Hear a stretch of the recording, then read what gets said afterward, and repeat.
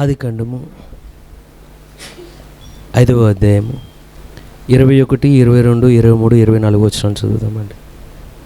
ఆదికాండము 5వ అధ్యాయము 21, 22, 23, 24 వచనాలు అందరం కలిసి చదువుదామండి.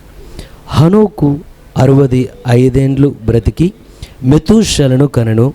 హనోకు మెతూషలను కనిన తర్వాత 300 ఏండ్లు దేవునితో నడుచుచు కనెను. హనోకు దినములన్నయు 360 ఏండ్లు. హనోకు దేవునితో నడిచిన తర్వాత దేవుడు అతన్ని తీసుకుని పోయిన గనుక అతడు లేకపోయాడు. మరి నేను నమ్ముతున్నాను, ఇక్కడ కూడా కొన్ని దినాల్లో కానీ, కొన్ని సంవత్సరాల్లో కానీ, కొన్ని క్షణాల్లో కానీ అక్కడ ఎలాగా హనోకు లేకపోయినో ఇక్కడ కూడా కొంతమంది ఉండరండి.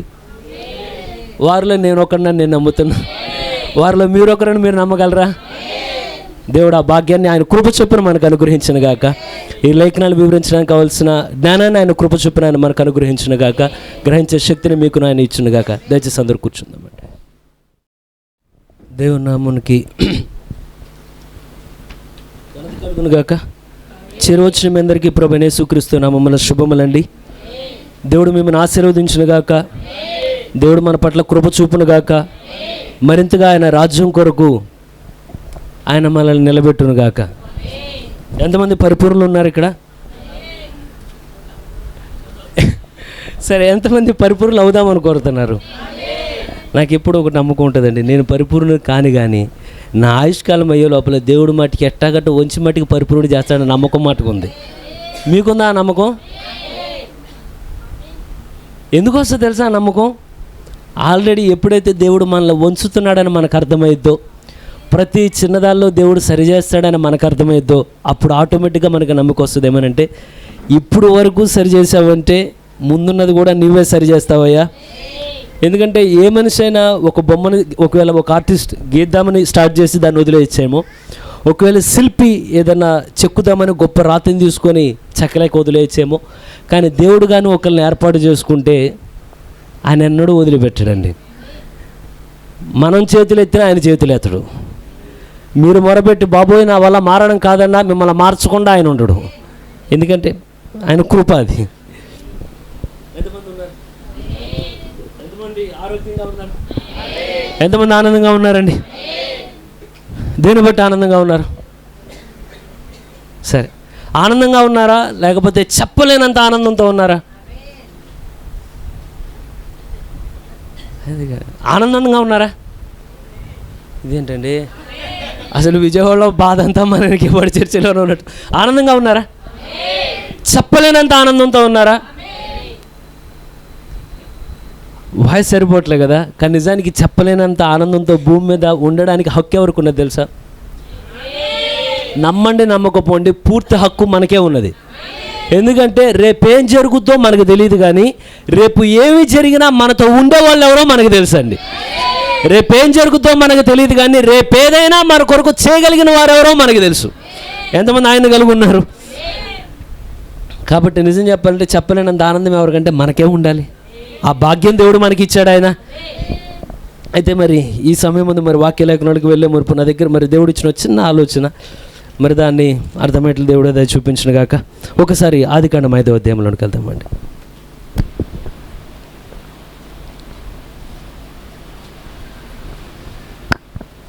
మనం ఇందాక చదువును వచ్చినాడు, ఒకసారి చదువుదామండి. ఎవరో ఒకరు చదవండి. హనోకు 60 ఏండ్లు 5 ఏండ్లు బ్రతికి మెతూషాలను కనెను.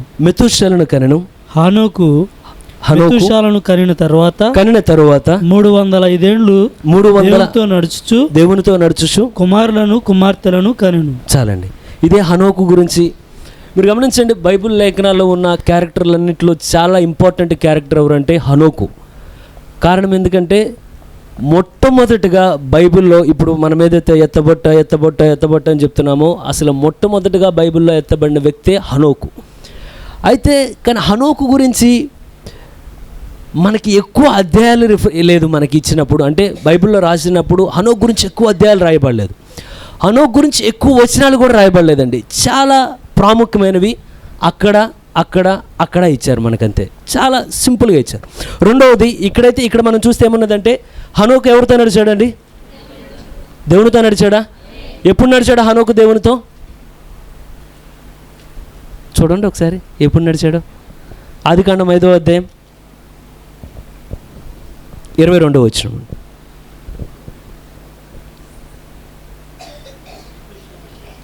హనోకు పుట్టుకతో దేవునితో నడిచినవాడు కాదండి. కానీ హనోకు దేవునితో నడవడం ఎప్పుడు మొదలుపెట్టాడంటే మెతూషెలను కనిన తరువాత. నేను చెప్తున్నానా బైబిల్ చెప్తుందా? బైబిలే చెప్తుంది కదా. హనోకు మొట్టమొదటిగా దేవునితో నడిచాడం లేదు, కానీ హనోకు మెతూషెలను కనిన తరువాత దేవునితో నడవడం మొదలుపెట్టాడు. ఎన్ని సంవత్సరాలు నడిచాడు దేవుడితో? 300 సంవత్సరాలు. కానీ ఇదే హనోకుని కానీ మనం ఒకవేళ ప్రవక్త దగ్గర తీసుకొస్తే, ప్రవక్త చాలాసార్లు ఏమన్నాడంటే వర్తమానంలో హనోకు దేవునితో ఎన్ని సంవత్సరాలు నడిచాడంటే 500 సంవత్సరాలు అని చెప్పాడు ప్రవక్త. సరే, ఇదే హనోకు గురించి మరొకటి మళ్ళీ ఈ బైబిల్ గ్రంథంలో అక్కడక్కడ ఉన్న కార్యాలు చూద్దామండి. మరొకటి హెబ్రీయులకు రాసిన పత్రిక 11వ అధ్యాయం 5వ వచనం. చాలా రేర్గా కనబడుతుంది మనకి.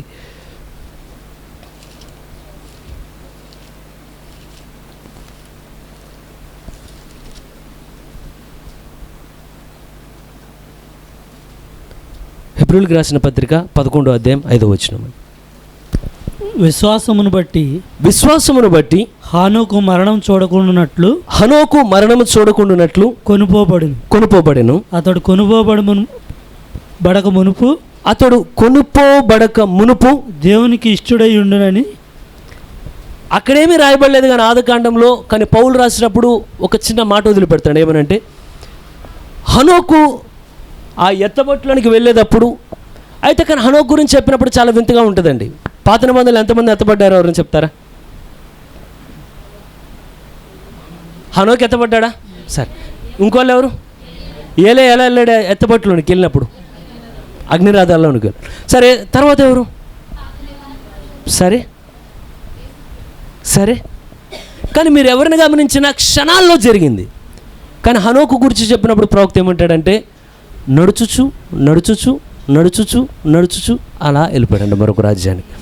కానీ ఈ కార్యాన్ని చెప్పేటప్పుడు ఇప్పుడు పౌలు ఏమన్నాడంటే ఎత్తబడిలోనికి వెళ్ళక మునిపే భూమి మీద అతనికి ఒక సాక్ష్యం ఉన్నది. ఆ సాక్ష్యం ఎవరిచ్చారంటే ఎవరో ఇచ్చిన సాక్ష్యం కాదు, కానీ హనోకుకి దేవుని దగ్గర ఒక సాక్ష్యం ఉన్నదండి. ఆ సాక్ష్యం ఏంటంటే దేవుడికి, అవునా? అలాగే చెప్తుందా లేఖనం? సరే, దేవునికి ఇష్టలై ఉండాలంటే ఏమని చెప్తుంది లేఖనం? విశ్వాసము లేకుండా దేవునికి ఇష్టడై ఉండుట అసాధ్యము. ఎందుకంటే బైబిల్లో ఉన్న ప్రశ్నకి ఎక్కడ ఉండాలి జవాబు? బైబిల్లోనే ఉండాలి. ఇప్పుడు హనోకు గురించి చెప్పినప్పుడు హనోకు ఎత్తబొట్లోనికి వెళ్ళక మునిపే దేవునికి ఇష్టడై ఉండి నేను సాక్ష్యము పొందాను. అక్కడి వరకు రాసిన తర్వాత బ్రదర్ ఎందుకని హనోకు సాక్ష్యం ఉన్నదంటే ఇది సరే ముందున్న దాంట్లో చూద్దాం. కొంచెం నిదానంగా చిన్న ఆలోచన దేవుడు అందరికీ అర్థమయ్యేట్లు దేవుడు దయచూపును గాక. సరే, ఇప్పుడు పౌలు ద్వారా తర్వాత ఇంకొంచెం ముందుకెళితే మరొక వ్యక్తి రాస్తున్నాడండి ఇదే హనోకు గురించి. ఆదికాండంలో మోషే రాసిన సాక్ష్యం ఒకలా ఉన్నది. అంటే కొంతవరకు రాశాడు. తర్వాత ఆదికాండంలో అంటే పాత నిబంధన గ్రంథంలో మోషే ఎలా అయితే ఇంపార్టెంట్ పర్సన్గా కనబడతాడో, కొత్త నిబంధనలు అనేక గ్రంథాలు అనేక పత్రికలు రాసిన పౌలు కూడా అంతే ప్రాముఖ్యమైన వ్యక్తి అండి. మీరు మోషేకి పౌలుకి చూస్తే చాలా దగ్గర పోలికలు కనబడతాయి. మోషే ఏమనుకున్నాడంటే క్రీస్తుని కలిసిన తర్వాత ఎప్పుడైతే అంటే బైబిల్ లెక్కన చెప్తున్నది కదా, ఆ ఐగుప్తు యొక్క ధనము కన్నా అక్కడున్న ఆ సంపద కన్నా సింహాసనము కన్నా క్రీస్తు విషయమైన నింద గొప్ప భాగ్యం అనుకొని పెంటతో సమానంగా వదిలిపెట్టి వచ్చాడు మోషే. ఎలా మోషే వదిలిపెట్టి వచ్చాడో పౌలు కూడా క్రీస్తుని కలుసుకున్న తర్వాత తను చదువుకున్న ఆ చదువు, విద్య, జ్ఞానం సమస్తాన్ని పెంటతో సమానంగా ఎంచుకున్నాడండి. అయితే ఆ మోషేకి ఎప్పుడైతే దేవుడు అనుమతించినప్పుడు హనోకు గురించి రాసేటప్పుడు హనోకు దేవునితో నడిచను, మెతూషెలను కనిన తర్వాత హనోకు దేవునితో నడిచను, అక్కడి వరకు రాశాడు. కానీ అదే పరిశుద్ధాత్ముడు ఎప్పుడైతే పౌల్లోకి వచ్చిన తర్వాత ఇప్పుడు పౌలు కొంచెం ఎక్స్ప్లెయిన్ చేసి ఏం చేశాడంటే విశ్వాస వీరుల కుటుంబం అండి అదంతా. ఏమనంటే ఎంతమంది దేవుని కుటుంబం ఉన్నారు ఇక్కడ?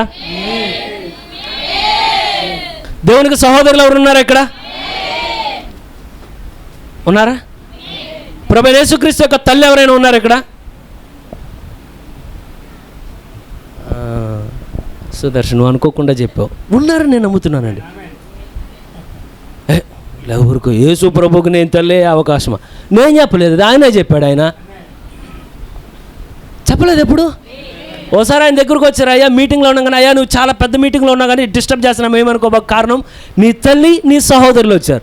వెంటనే ఆయన వైపు అడి తిరిగామన్నాడంటే, ఎవరు నా తల్లి నా సహోదరు? ఎరికేపాడు చర్చిలో 2026లో కొంతమంది ఎవరంటే, ఎవరైతే నా లేఖనాన్ని విని ఆలకించి దాని ప్రకారం గాయకులు వారే నా తల్లి నా సహోదరులై ఉన్నారు. మరి ఇప్పుడు అడగచ్చు, ఆయన కుటుంబం ఎక్కడ ఉన్నదా? యేసు ప్రభువు తండ్రి మాటికి ఎవరు లేరండి ఇక్కడ. ఇది మాట జాగ్రత్తగా గమనించాలి. ఆయనకి తల్లి ఇక్కడ ఉండవచ్చును, ఆయన సహోదరులు ఎక్కడ ఉండవచ్చును, ఆయన కుటుంబం ఎక్కడ ఉండవచ్చును. కానీ అయితే ఇది మాట బాగున్నది ఏమనంటే, ఇప్పుడు సేవకులు చెప్పినట్టు ఇదంతా ఏమంటే దేవుని కుటుంబం అండి. అయితే కొంచెం లోతుగా ఆలోచిస్తే ఇది కేవలం కుటుంబమే కాదు కానంటే ఇది రాజా కుటుంబం అంటే. ఇది మామూలు ఫ్యామిలీకి రాయల్ ఫ్యామిలీకి చాలా తేడా ఉంటుందండి. ఖర్చు పెట్టేటప్పుడు ఎలా ఖర్చు పెట్టాలి మనం? రాయల్ ఫ్యామిలీ ఖర్చు పెట్టామంటే అయిపోయినట్టే స్టోరీ. కానీ ఖర్చు పెట్టేటప్పుడు ఎలా ఖర్చు పెడతాం? చాలా జాగ్రత్తగా. అదే కానీ మనకు పుట్టినోడు ఎక్కువ ఖర్చు పెడితే ఏమైనా మంది రాయల్ ఫ్యామిలీ అనుకున్నా, కానీ మీరు మర్చిపోము అక్కడ మంది రాయల్ ఫ్యామిలీనే. ఎందుకంటే రాజే మన మధ్యలో ఉన్నాడు, ఆయన మన తండ్రి. ఒక కారణం, మీరు ఎప్పుడైతే రాయల్ ఫ్యామిలీకి చెందిన వాళ్ళని మీకు అర్థమైతే మీరు దేవుణ్ణి చిన్న అడగరట, పెద్ద అడుగుతారు. పెద్ద అంటే ఏం అడగాల? దేవుని రాజ్యం. అదే కాదండి, మీకు ఏది అవసరం ఉన్నా మీరు అడిగేటప్పుడు పెద్దది అడిగి చూడండి, ఆయన పెద్దగానే ఇస్తాడు. ఒకళ్ళు చెప్పారు ఏమనంటే, కొంతమంది ప్రార్థన చేసేటప్పుడు ప్రభు నాకు ఏదో కారు ప్రభు అని ప్రార్థన చేస్తారని. సరే దేవుడు ఏదో కారు ఇస్తాడట, ఏదో బండి ఇస్తాడట, ఏదో సైకిల్ ఇస్తాడంటే, ఇచ్చిన తర్వాత అంటే అడిగినది. ఆ తర్వాత తుప్పు పట్టుపోయి అది ఎదురు వెళ్తుంటే సౌండ్ వస్తూ ఉంటుంది, వెనక్కి వెళ్తే సౌండ్ వస్తూ ఉంటుంది. ప్రభు ఏంటంటే నువ్వేం అడిగావు? అందుకే ఏదో ఒకటి ఇచ్చా. కానీ ఒకళ్ళు నువ్వు అడిగేటప్పుడు ప్రభువా నాకు నాణ్యత కలిగింది కావాలి, మన్నిక కలిగింది కావాలి, ఎక్కువ కాలం ఉండేది కావాలి, నువ్వు గొప్పగా అడుగు చూడు, దేవుడు గొప్పగానే ఇస్తాడు. ఈ కాలం లవోదికే కాలమే అండి. ఇప్పుడు మనం గొర్రె చర్మాలు మేక చర్మాలు వేసుకొని తిరగాల్సిన అవసరం లేదు. మొన్నొకళ్ళు ఒక మీటింగ్కి వెళ్ళి చాలా బాధపడ్డారు. ఏమనంటే, అక్కడున్న ఒక ప్రాముఖ్యమైన వ్యక్తి ఆరాధనకు వచ్చేటప్పుడు షర్ట్ అంట పనికేసుకెళ్ళి షర్ట్ వేసుకొచ్చారంట ఆ వ్యక్తి. ఇక్కడ మనం డ్యూటీకి వెళ్ళి డైరెక్ట్గా వస్తాం, ఇది కాదండి. ప్రాముఖ్యమైన వ్యక్తి ఆయన, అంటే డైరెక్ట్గా ఆరాధనకు రాయాలి, స్నానం చేసి వచ్చేటప్పుడే పనిలో ఏ వస్త్రాన్ని వాడతాడో సేమ్ బట్టలు వేసుకొచ్చారట. అక్కడున్న ప్రీచింగ్ చేయడానికి వెళ్ళిన చాలా మనసును ఒప్పించుకున్నాడు. ఆయన ఏమనంటే, బ్రదర్ విధేయత అంటే ఇలా వంగిపోవడం కాదు, విధేయత అంటే తగ్గింపు జీవితం అంటే ఏదో కాదు. మనమేమో రాయల్ ఫ్యామిలీ అంటే మీరు ఆరాధనకు వచ్చేటప్పుడు ఎట్లాంటి బట్టలు వేసుకోవాలి తెలుసా?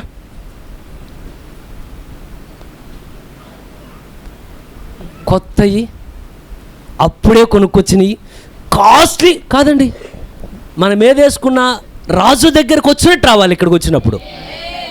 అవునా కదా? ఎందుకంటే మన మధ్యలో దేవుడు ఉన్నాడని నమ్ముతున్నారా? మనం వచ్చేటప్పుడు మనల్ని చూసినప్పుడు జనాలకు ఎలా ఉండకూడదు అంటే, అబ్బో దేవుడిని తెలుసుకుంటే అలా కాదు. మన దేవుడు మీకు ఎంత ఉంటే అంతలో మంచిగా ఉంటే చాలండి. మన కొత్త అక్కర్లే కానీ ఎంతలో ఉంటే అంత శ్రేష్టంగా ఉండగలిగితే చాలు. ఆయన వ్యక్తిని అన్నాడు, బ్రదర్ అట్లా కాదు, మనం ఎక్కడికో ఎప్పుడు మీరు ఎక్కడైనా నాకు ఒక అలవాటు ఉన్నది, నేను ఏ కొత్త షర్ట్ కొన్నా ముందు ఎక్కడ అయినది. ఎందుకంటే ఫస్ట్ నేను రాయల్ ఫ్యామిలీ దగ్గరికి వేసుకురావాలి. అది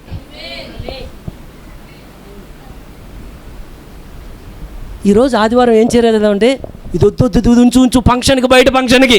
మరి ఆదివారం ఏం చేయగడదామంటే, మనకంటే 3-4 ఉంటాయని సపోజ్ అంటే ఉండేవి కూడా. కానీ ఎప్పుడైతే నువ్వు ఇక్కడికి వచ్చేటప్పుడు కారణం ఏంటంటే, దేవుడు సంసోని గురించి చెప్పినప్పుడు, మానోహాకి చెప్పినప్పుడు 2 కార్యాలు దేవుడు అడిగాడండి తన తల్లికి చెప్పినప్పుడు. ఒకటి లోనా డెడికేషన్ అడిగాడు, ఒకటి పైన డెడికేషన్ అడిగాడు. అవునా? హెయిర్ని కట్ చేయకూడదు, తీసుకున్న ఆహారం సరిగా ఉండాలి. మన దేవుడి దగ్గరికి వచ్చేటప్పుడు నేను ఎలా ఉన్నా పర్లేదు కానీ నా హృదయం లేదు. నీ హృదయం మంచిగా ఉండాలి, నీ వస్త్రధారణ మంచిగా ఉండాలి.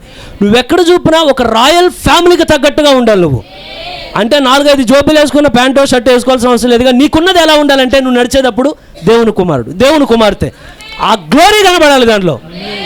నిజమే అంటారా? అందువల్ల నాకు ఒక అలవాటు ఉన్నది ఏమంటే, ఏది కొన్నా సరే, కొన్ని అయితే నేను అట్లా ఆరాధనకి వేయచ్చో వేయకూడదని డౌట్తో కొన్ని అయితే 8 నెలలు 9 నెలలు ఉంచానండి దాంట్లో. ఏమంటే చర్చికి వేయచ్చా వేయకూడదు, చర్చికి వేయచ్చా ఒకవేళ అది చర్చికి వేసేది కాదు అంటే అది సంథింగ్ మళ్ళీ చెప్తారు.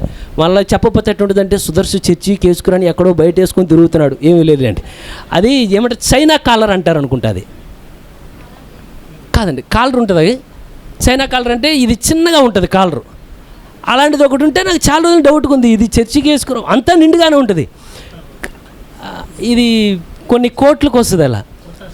ఆ కుర్తా స్టైల్లో ఉంటుంది అనమాట. అది ఎవరో నాకు గిఫ్ట్ ఇచ్చారు, నేను ఎప్పుడు అంత కొనను. కానీ అది అక్కడ పెట్టి చూసిన ఏమనంటే, ఏది వేసుకుపోయినా మొట్టమొదటి ఆరాధన స్థలంకి వెళ్ళినప్పుడు ప్రతి దానిలో ఎలా ఉండాలంటే, రాజు ఆయన కనుక ప్రాధాన్యత ఆయనకే ఇవ్వాలి. మీకున్న చుట్టాలందరిలో గొప్ప చుట్టాలు ఎవరంటే, మా బాబాయ్ మా బాబాయ్ మా బాబాయ్ అనకూడదు. ఎందుకంటే మనం అందరం ఒకే రక్తం చేత విమోచించబడిన వారం అండి. మన వేరు వేరు కులాలకు సంబంధించిన వారం, వేరు వేరు రంగులకు సంబంధించిన వారం, వేరు వేరు జాతులకు సంబంధించిన వారం. కానీ అందరము విలువైన ప్రభు యేసుక్రీస్తు రక్తం వల్ల మాత్రమే కొనబడ్డామండి. మనందరిది ఏ కుటుంబం అంటే ఒకటే కుటుంబం, అది రాజ కుటుంబం. ఏ రాజ కుటుంబం? భూ సంబంధమైన రాజ కుటుంబం కాదు, కానీ మంది హెవెన్లీ రాయల్ ఫ్యామిలీ మంది. ఊరికాయ బాబు, రాయల్ ఫ్యామిలీ అంటే వెనకాల గాడ్స్ ఉంటారంటే ఉన్నారు మన గాడ్స్. నువ్వు వచ్చేటప్పుడు ఒక్కడే, నువ్వు ఒక్కడే వచ్చావు, ఒక్కదాని వచ్చాము. కానీ నేను వచ్చేటప్పుడు అయితే మోషేని ఆ చిన్న గంపలో పెట్టి ఎప్పుడైతే ఆ నైలు నదిలో వదిలినప్పుడు దేవదూతలు ఉన్నావో, సేమ్ అవే ఏంజల్స్, అదే దేవదూతలు మనకి కూడా దేవుడు కావలుగా ఉంచాడండి. నువ్వు ఎక్కడికి వెళ్ళినా ఎలా ఉంటే రాయల్ ఫ్యామిలీ. నువ్వు ఒక్కడే వచ్చావు, లేదు వెనకాల గాడ్స్ ఉన్నారని. నీకు ఫాదర్ ఉన్నాడా? నీకు మదర్ ఉన్నారా? నీకు రిలేటివ్స్ ఉన్నారా? ఎటువంటి రిలేటివ్స్? మా రిలేటివ్స్కి నాకున్నారండి రిలేటివ్స్. ప్రతి ఉదయకాలం మంది కలుస్తూ ఉంటా నేను, ప్రతి బుధవారం మంది కలుస్తూ ఉంటా నేను, ప్రతి ఆదివారం మంది కలుస్తూ ఉంటా. మా చుట్టాలు శక్తిమంతులు తెలుసా? ఏమంటే పొలిటికల్ పార్టీ సపోర్ట్ ఏమీ లేదు, కానీ ఒకవేళ నాకు జ్వరం వచ్చిందే అనుకోండి, రోగమే వస్తే మా రిలేటివ్స్కి చెప్తే వాళ్ళందరూ కలిసి పరలోకపు తండ్రిని అడిగితే వ్యాధులు కూడా మాయం చేయగలరండి. నేను ఒకవేళ అక్కడితో ఈ స్థలానికి వచ్చి కానీ మా చుట్టాలకి చెప్తే, పునరుద్ధానం మంది ఇక్కడ ఏం చెప్తారు? ప్రేయర్ రిక్వెస్ట్ ఎవరికి? రాయల్ ఫ్యామిలీకి. రాయల్ ఫ్యామిలీ గురించి చెప్తారండి ప్రేయర్ రిక్వెస్ట్. చెప్పగానే అందరం ఏం చేస్తాం? ఎక్కడైతే ఇద్దరు ముగ్గురు నా నామం పేరట ఏదైతే వారు ఏకీభవించి ఏది భూమి మీద బంధిస్తే రాజు పరలోకంలో బంధించును కనుక, ఏది భూమి మీద విప్పితే రాజు పరలోకంలో విప్పును కనుక, ఓ రాయల్ ఫ్యామిలీ ఇక్కడ కనబడాలి మనకి. దేవుడు దయ చూపించును గాక. ఇప్పుడు నేను ప్రశ్న అడిగితే మీరు నా ఇంక చూసి నవ్వకూడదు. ఇంతకు మనం ఎక్కడ ఆగాం? రాయల్ ఫ్యామిలీ అని చెప్పాక రాయల్ ఫ్యామిలీ కన్నా ముందుకు వెళ్ళాలి. సరే, మనమందరం పరలోకం యొక్క దేవుని కుటుంబంలో వాళ్ళమై ఉండినాం. అయితే ఎప్పుడైతే పౌలు ఆ హనోక్ గురించి రాసేటప్పుడు ఇంకొంచెం రివీల్ చేసామన్నాడంటే, అయ్యా మీరు హనోక్ ఎత్తబొట్టాను అది ఒక్కటే చూడమాకండి, కానీ హనోక్ వెళ్ళే మునుపు ఒక టెస్టిమోనీ ఉంది. హనోక్కి దేవుడికి ఇష్టడై ఉండినాడు, సాక్ష్యం పొందాడు. అయితే నేను చాలాసార్లు హనోక్ గురించి నా మట్టుకు నేను ఒకవేళ ఒక చిన్న పిల్లోడుగానే ఉన్నప్పుడు నేను ఊహించినది ఏంటో ముందు చెప్తాను. నేను చాలాసార్లు ఏమనుకునేవానంటే, హనోకు గురించి వీళ్ళందరి గురించి విన్నప్పుడు, ఆదాము గురించి వీళ్ళ గురించి విన్నప్పుడు, ఆదాము హవ్వకి నెక్స్ట్ ఆది కాండంలో ఉన్న వంశావళి ఉంటుంది. ఆదాము, షేతు, ఎనోషు, కైనాను, మాలేలు, ఏరేదు వీళ్ళందరి గురించి విన్నప్పుడు నా ఉద్దేశం ఎలా ఉండేదంటే, ఆదాముకి ఏం తెలుసు అంటే, నాకు తెలిసినంత వరకు ఆదాముకి పొద్దున్న లేగడం తెలుసు, ఏదైనా తోటలో వెళ్ళి అటు ఇటు వెళ్ళి 4 కాయలు తినడం తెలుసు, మళ్ళా సాయంత్రం అవగానే ఫ్యామిలీ ప్రేయర్లో కూర్చోవడం తెలుసు. తర్వాత ఎప్పుడైతే నైట్ అయిద్దో అలా చేయి ఇలా చాపంగానే ఓ పక్కన హవ్వ, ఇంకో పక్కన సింహం అలా పెట్టి అంటే కొంచెం గురక పెట్టిన నిద్రపోయి ఉంటాడు, మళ్ళీ పొద్దున్న లేచి ఉంటాడు. నేను ఆదాముని ఇంతకన్నా ఎక్కువ ఎన్నడూ చూడలేదండి. ఏ డినామినేషన్ కూడా ఆదాముని ఇంతకన్నా ఎక్కువ చూపించలేదు, అవునా? కానీ బైబిల్ ఎప్పుడైతే ఎప్పుడైతే, ఎందుకంటే ఇప్పుడు ప్రవక్త వర్తమానంలో చెప్పినవన్నీ మీకు ఎక్కడ డినామినేషన్లో దొరకవేవి. కానీ ఎప్పుడైతే ప్రవక్త వచ్చినప్పుడు, ఇప్పుడు ప్రవక్త చెప్తున్నాడు, అయ్యా ఆదాం అంటే ఏదో 4 కాయలు తినడం నిద్రపోవడం ఇలా కాదు, కానీ ఆదాముకి అథారిటీ ఉంది భూమి మీద. ఆదాము దేవుడు. మీరు ఒక విషయం గమనించండి, కుక్కలు దేంతో సహవాసం చేస్తే? అవును కదా. పిల్లలు దేంతో సహవాసం చేస్తే? అవును కదా. మనుషులు ఎవరితో సహవాసం చేస్తారు? మరి దేవుడు ఎవరితో సహవాసం చేస్తాడు? ఎంతమందికి అర్థమైందో నేను చెప్పింది? మనం ఎక్కడ జాయిన్ చేసి, మనం ఎక్కడ ఫ్రెండ్షిప్ చేయాలన్నా వాళ్ళు మనలాంటి వాళ్ళు అయి ఉండాలండి. అయితే ఇప్పుడు దేవుడు ఒక సహవాసాన్ని కోరితే ఆయన ఎవరిని చేశాడంటే, మరొక చిన్న దేవుడినే చేశాడు. దేవుడు దేవునిలో ఎటువంటి పరిపూర్ణత ఉన్నదో ఆదాములో అటువంటి పరిపూర్ణత ఉన్నదండి. ఒకవేళ మీరు ఎవరైనా వెళ్ళి టెంపర్గా వెళ్ళి ఒకవేళ ఆదాముతో మాట్లాడితే మళ్ళా ఆదాం కోపం తెచ్చుకోడు తెలుసా? మనమేమవుతాం? 1000 వారా పేల్చాలి, టపో టపో టపో టపో టపో పేల్తాం. కానీ ఆదాం పేలాడు తెలుసా? కారణం ఏంటంటే పరిపూర్ణమైన మానవ స్వరూపం ఏదైతే దేవుడు మనలో కట్టాలని కోరుతున్నాడో ఆల్రెడీ ఆదాములో ఉన్నది. అది ఎంతమందికి అర్థమవుతున్నదో చెప్తున్నది. ఒకవేళ ఆదాము ఈ సమయం కానీ ఇక్కడ ఉండుంటే, అంటే దేవుడు అర్థమయ్యట్లేదు, దేవుడు దయచూపును కాక, నేను ఆదాము గురించి ఊహించిన చాలా చాలా తక్కువ అని వర్తమానం నాకు నేర్పినదండి. ఒకవేళ ఆదాము కానీ ఎటువంటి విశ్వాసం ఉన్నదంటే, ఇక్కడ మనం వచ్చిన తర్వాత చాలాసార్లు మనం విన్నట్లే ఒకరోజు విశ్వాసగా ఉంటాం, అవిశ్వాసంగా ఉంటాం, మూడో రోజు ఏమవుతామో మనకి తెలియదు, ఎవరికి తెలియదు. కానీ ఆదాము అట్లా లేడండి. ఆదాము పలికితే చెట్టైనా కదలాల్సినదే, పలికితే వెళుతున్నదంటే విశ్వాసం లేకుండా కార్యం జరగదండి. ఆదాము విశ్వాసం అనే ప్రపంచంలో ఉన్నాడు. ఆదాము, ఎంతమంది ఉన్నారు నాతో పాటు? ఒకవేళ చెట్టును చూసి కదలంటే కదులుతున్నదంటే ఆదాములో ఎటువంటి అథారిటీ ఉన్నది ఆదాములో. అయితే ఎప్పుడైతే ఆదాము ఎందుకని ఇంత అథారిటీతో ఉన్నాడు, ఎందుకని ఇలా ఉన్నాడంటే ఒక్కసారి మనం గమనిద్దాం. ఆదికాండం 5వ అధ్యాయం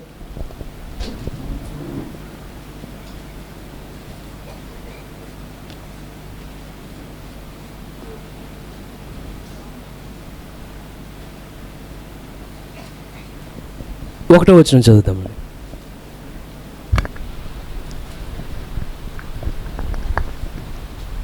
ఆదాము వంశావళి గ్రంథము ఇదే. ఆదాము వంశావళి గ్రంథము ఇదే. దేవుడు ఆదామును సృజించిన దినమున దేవుని పోలికగా అతను చేశాను. ఎవరి పోలికగా చేశాడండి? దేవుని పోలిక. ఇంగ్లీష్లో ఏమైనా ఉంటుందంటే in the image of God. దేవుడు పోలిక, ఇది ఇంగ్లీష్లో ఎలా ఉంటుందంటే in his likeness and in his image. స్వారూప్యము పోలిక అని వస్తుంది నాకు తెలిసినంత వరకు.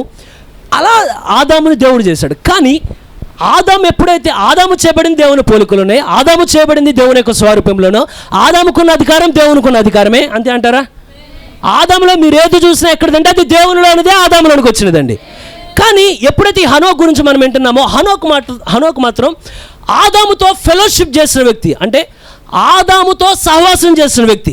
హనోకు ఎందుకని ఇంతకుముందు ఎవరికి లేనట్లుగా మొట్టమొదటి ఎత్తబట్టడానికి వెళ్ళడానికి కారణం ఏంటంటే, హనోక్ ఎప్పుడైతే ఈ ఆదాముతో మాట్లాడేటప్పుడు, ఒకలా చెప్పాలంటే ఒకవేళ ఆదాముతో హనోక్ ఇరువురు సహవాసం చేసినప్పుడు, హనోకు మాట్లాడేటప్పుడు ఆదాము చెప్పే అనుభవానికి హనోకు ఆ రోజు చూసే లోకానికి చాలా వ్యత్యాసం ఉన్నదండి. ఆదాము ఏం చెప్తున్నాడంటే, ఓ హనోకు, మేము ఒకప్పుడు ఉన్నప్పుడైతే మేము ఇలా పలకగా జరిగేది, అది కదులు అంటే కదిలేదు, అది ప్రకృతి మొత్తం మీద మాకు అధికారం ఉన్నది హనోక్ అని వివరిస్తున్నాడు హనోక్కి. కానీ హనోక్ అడుగుతున్నాడు, ఓకే ఓకే ఓకే తాత, ఓకే తాత, ఓకే తాత. ఈయన తాత అవుతాడు. మరి తాత ఇదంతా బాగానే ఉన్నది, కానీ మరి మేమెందుకు అలా చేయలేకపోతున్నాం? ఒక రీజన్ ఉన్నది. కారణం ఏంటంటే ఒకసారి 5వ అధ్యాయం 2వ వచనం చదువుతామండి. 5వ అధ్యాయం 3వ వచనం. ఆదాము 130 ఏళ్ళు బ్రతికి 3వ వచనమేనండి. తన పోలికగా తన స్వరూపమున. ఎవరి పోలిక, ఎవరి స్వరూప్యం? దేవుడు.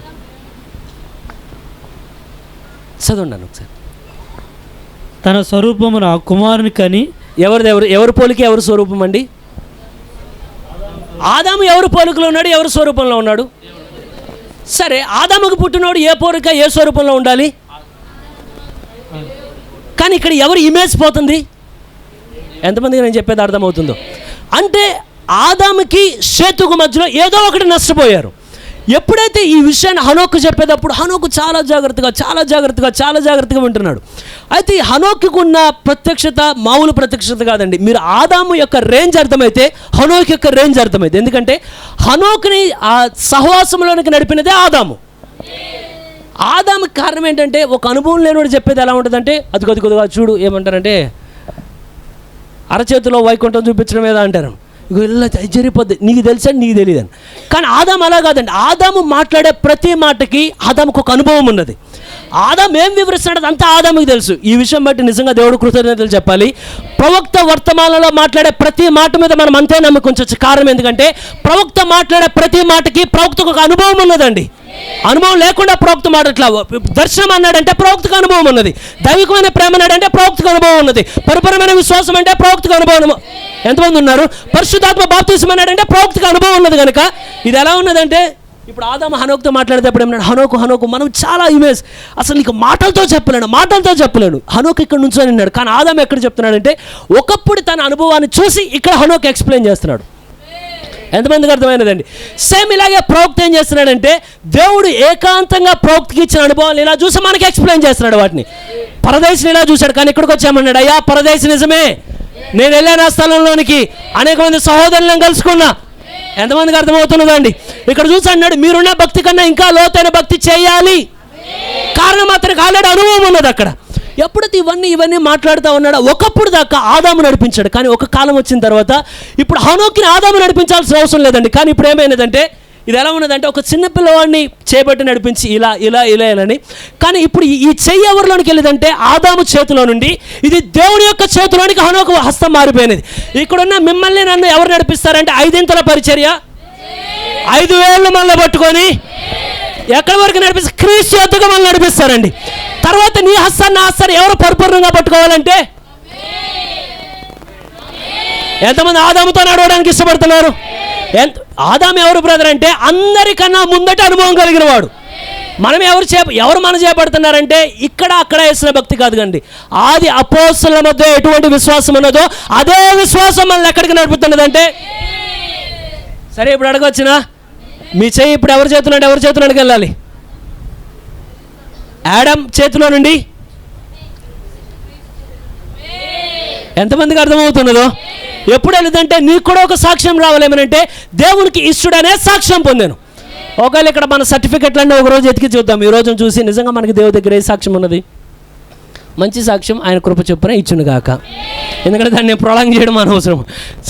సరే, అయితే ఎప్పుడైతే ఇలా నడుపుతూ ఉండగానే, ఇప్పుడు ఎప్పుడైతే దేవుడు ఆదాముతో హనోకుతో డీల్ చేయడం అంటే వ్యవహరించడం మొదలు పెట్టాడో, హనోక్ కొంచెం అడుగులు దేవుడితో వేయడం ప్రారంభించి దాదాపు ఎన్ని సంవత్సరాలు అంటే వర్తమానం చెప్పినట్లుగా 500 సంవత్సరాలు నడుస్తూ వెళ్ళాడు.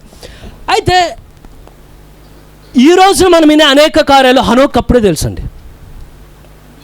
భూమి ఎన్నిసార్లు శుద్ధి చేయబడుద్ది? అన్నిసార్లు మీరు మెసేజ్లో విన్నారు కదా. అంటే మనం కడిగేది కాదండి. దేవుడు ఈ భూమిని నూతన ప్రపంచంగా చేయాలంటే ఎన్నిసార్లు దేవుడు శుద్ధి చేయబోతున్నాడు దాన్ని? నేను డౌట్కు చూస్తున్నారండి. నేను సండే స్కూల్లో ఉన్నానా, చర్చిలో ఉన్నాను? దేవుడు ఎన్నిసార్లు భూమిని శుద్ధి చేయబోతున్నాడు? నా ప్రశ్న తప్పేమో. ఎన్నిసార్లు శుద్ధి చేస్తాడు ఆయన? మొట్టమొదటిసారి దేంతో? అవునా? సుదర్శన్ మర్చిపోతానంటే సరే, మనం అందరం దేని నుండి తీయబడ్డాం? మట్టి ఎక్కడిది? భూమిలోది కదా. మనల్ని ఎన్ని మెట్ల ద్వారా దేవుడు కృప యొక్క మెట్ల ద్వారా దేవుడు మనల్ని తీసుకెళ్తున్నాడు పరిపూర్ణతలోనికి? ఫస్ట్ నీతీకరణం, తర్వాత శుద్ధీకరణం, తర్వాత 3 మీకు ఇవ్వబడ్డాయి కదా, ఎందుకంటే మనం మట్టి నుండి తీయబడిన వారమే. సరే, ఇప్పుడు భూమిని దేవుడు ఎన్నిసార్లు శుద్ధి చేయబోతున్నాడు? మొట్టమొదటిగా నీటి ద్వారా కడిగాడు ఆయన, పూర్తిగా కడిగేశాడండి. ఎప్పుడు? జలప్రళయంలో. రెండవదిగా ఇదే భూమిని ఆయన దేంతో కడిగాడు? ఆయన రక్తం, విలువైన రక్తం ఈ భూమి మీద చిందించబడినది. మూడవదిగా దేంతో కడగబోతున్నాడు ఆయన? ఫస్ట్ 2 చూసిన వాళ్ళు ఎవరో కానీ ఈ 3వ మటుకు ఎవరో ఉండకూడదని నేను కోరుకుంటున్నానండి. ఎందుకంటే అది మామూలు విషయం కాదు అది. సరే, ఈ 3 విషయాల్ని దాదాపుగా ముందే హనోకు తెలుసా? హనోక్కి 3 కార్యాలు ముందే తెలుసు అండి. సరే, తెలుసా అంటే నిజంగా తెలుసు. సరే, యేసు ప్రభు యొక్క రాకళ్ళని మొత్తం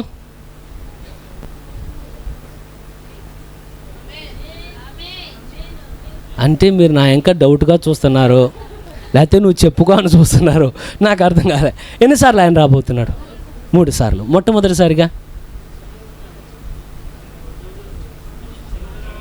మొట్టమొదటిగా ఓకే. రెండవదిగా ఇది ఎలా ఉన్నదంటే, ఇంటర్ ఎగ్జామ్ ఉన్న వాళ్ళకి డిగ్రీ ఎగ్జామ్ పేపర్ ఇచ్చామనుకోండి, సేమ్ మన ఫీలింగ్ కూడా అలా ఉన్నది. కారణం ఏంటి? ఆయన ఇప్పుడు ఏం చేస్తాడే? మన కోసమే కదా. మొదటిసారి ఎవరి కోసం వచ్చాడు ఆయన? ఆ పాట ఉంటుంది కదా, పాట ఏముంటుంది కదండి. మొదటిగా ఆయన వచ్చాను, మనల్ని ప్రేమించాను, ఆ పదాలు గుర్తుకురాట్లా. సరే, ప్రేమించుచుటాను, ఆ పాట ఎవరికో గుర్తుండు. ప్రేమించి రక్షించి. సరే, పాట తర్వాత నేర్చుకుందానండి. అయితే నా వల్ల మిస్టేక్ జరిగింది. సరే, లేదు, ఆ పాటలో కూడా క్లియర్గా ఉంటుంది. మొట్టమొదటిగా ఆయన దేనికోసం వచ్చాడంటే యేసు నామము, ఆ పాటలో ఉంటుంది. ఆయన మొట్టమొదటిగా దేనికోసం వచ్చాడంటే మిమ్మల్ని నన్ను పాపం నుండి విడిపించడానికి దేవుడు వచ్చాడండి. విలువైన రక్తాన్ని చిందించడానికి ఆయన వచ్చాడు. రెండోసారి ఆయన ఎందుకు రాబోతున్నాడంటే చిందించడానికి, మరలా రక్షించడానికి కాదు, కానీ ఎవరైతే ఎత్తబట్టుకు సిద్ధమైపోయారో హనోకుని తీసుకెళ్ళినట్లుగానే, ఏలియాని తీసుకెళ్ళినట్లుగానే మిమ్మల్ని నన్ను కూడా తీసుకెళ్ళడానికి ఆయన రానే ఉన్నాడు.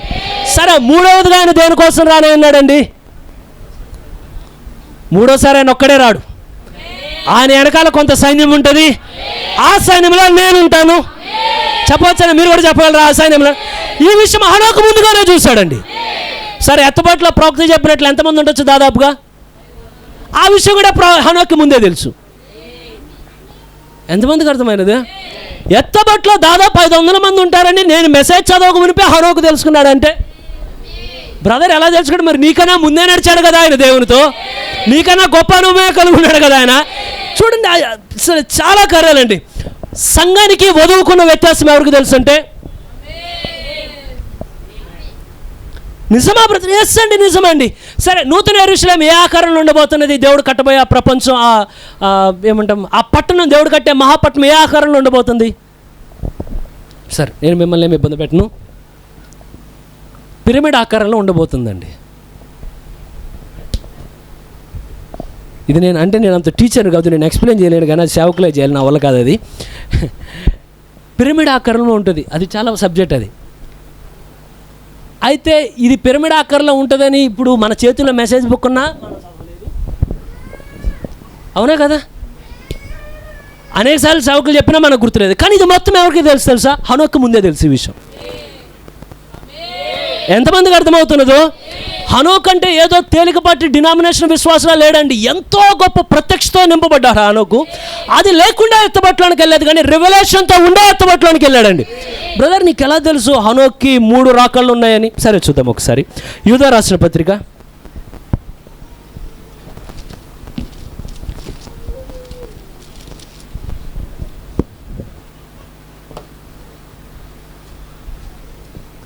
1వ అధ్యాయం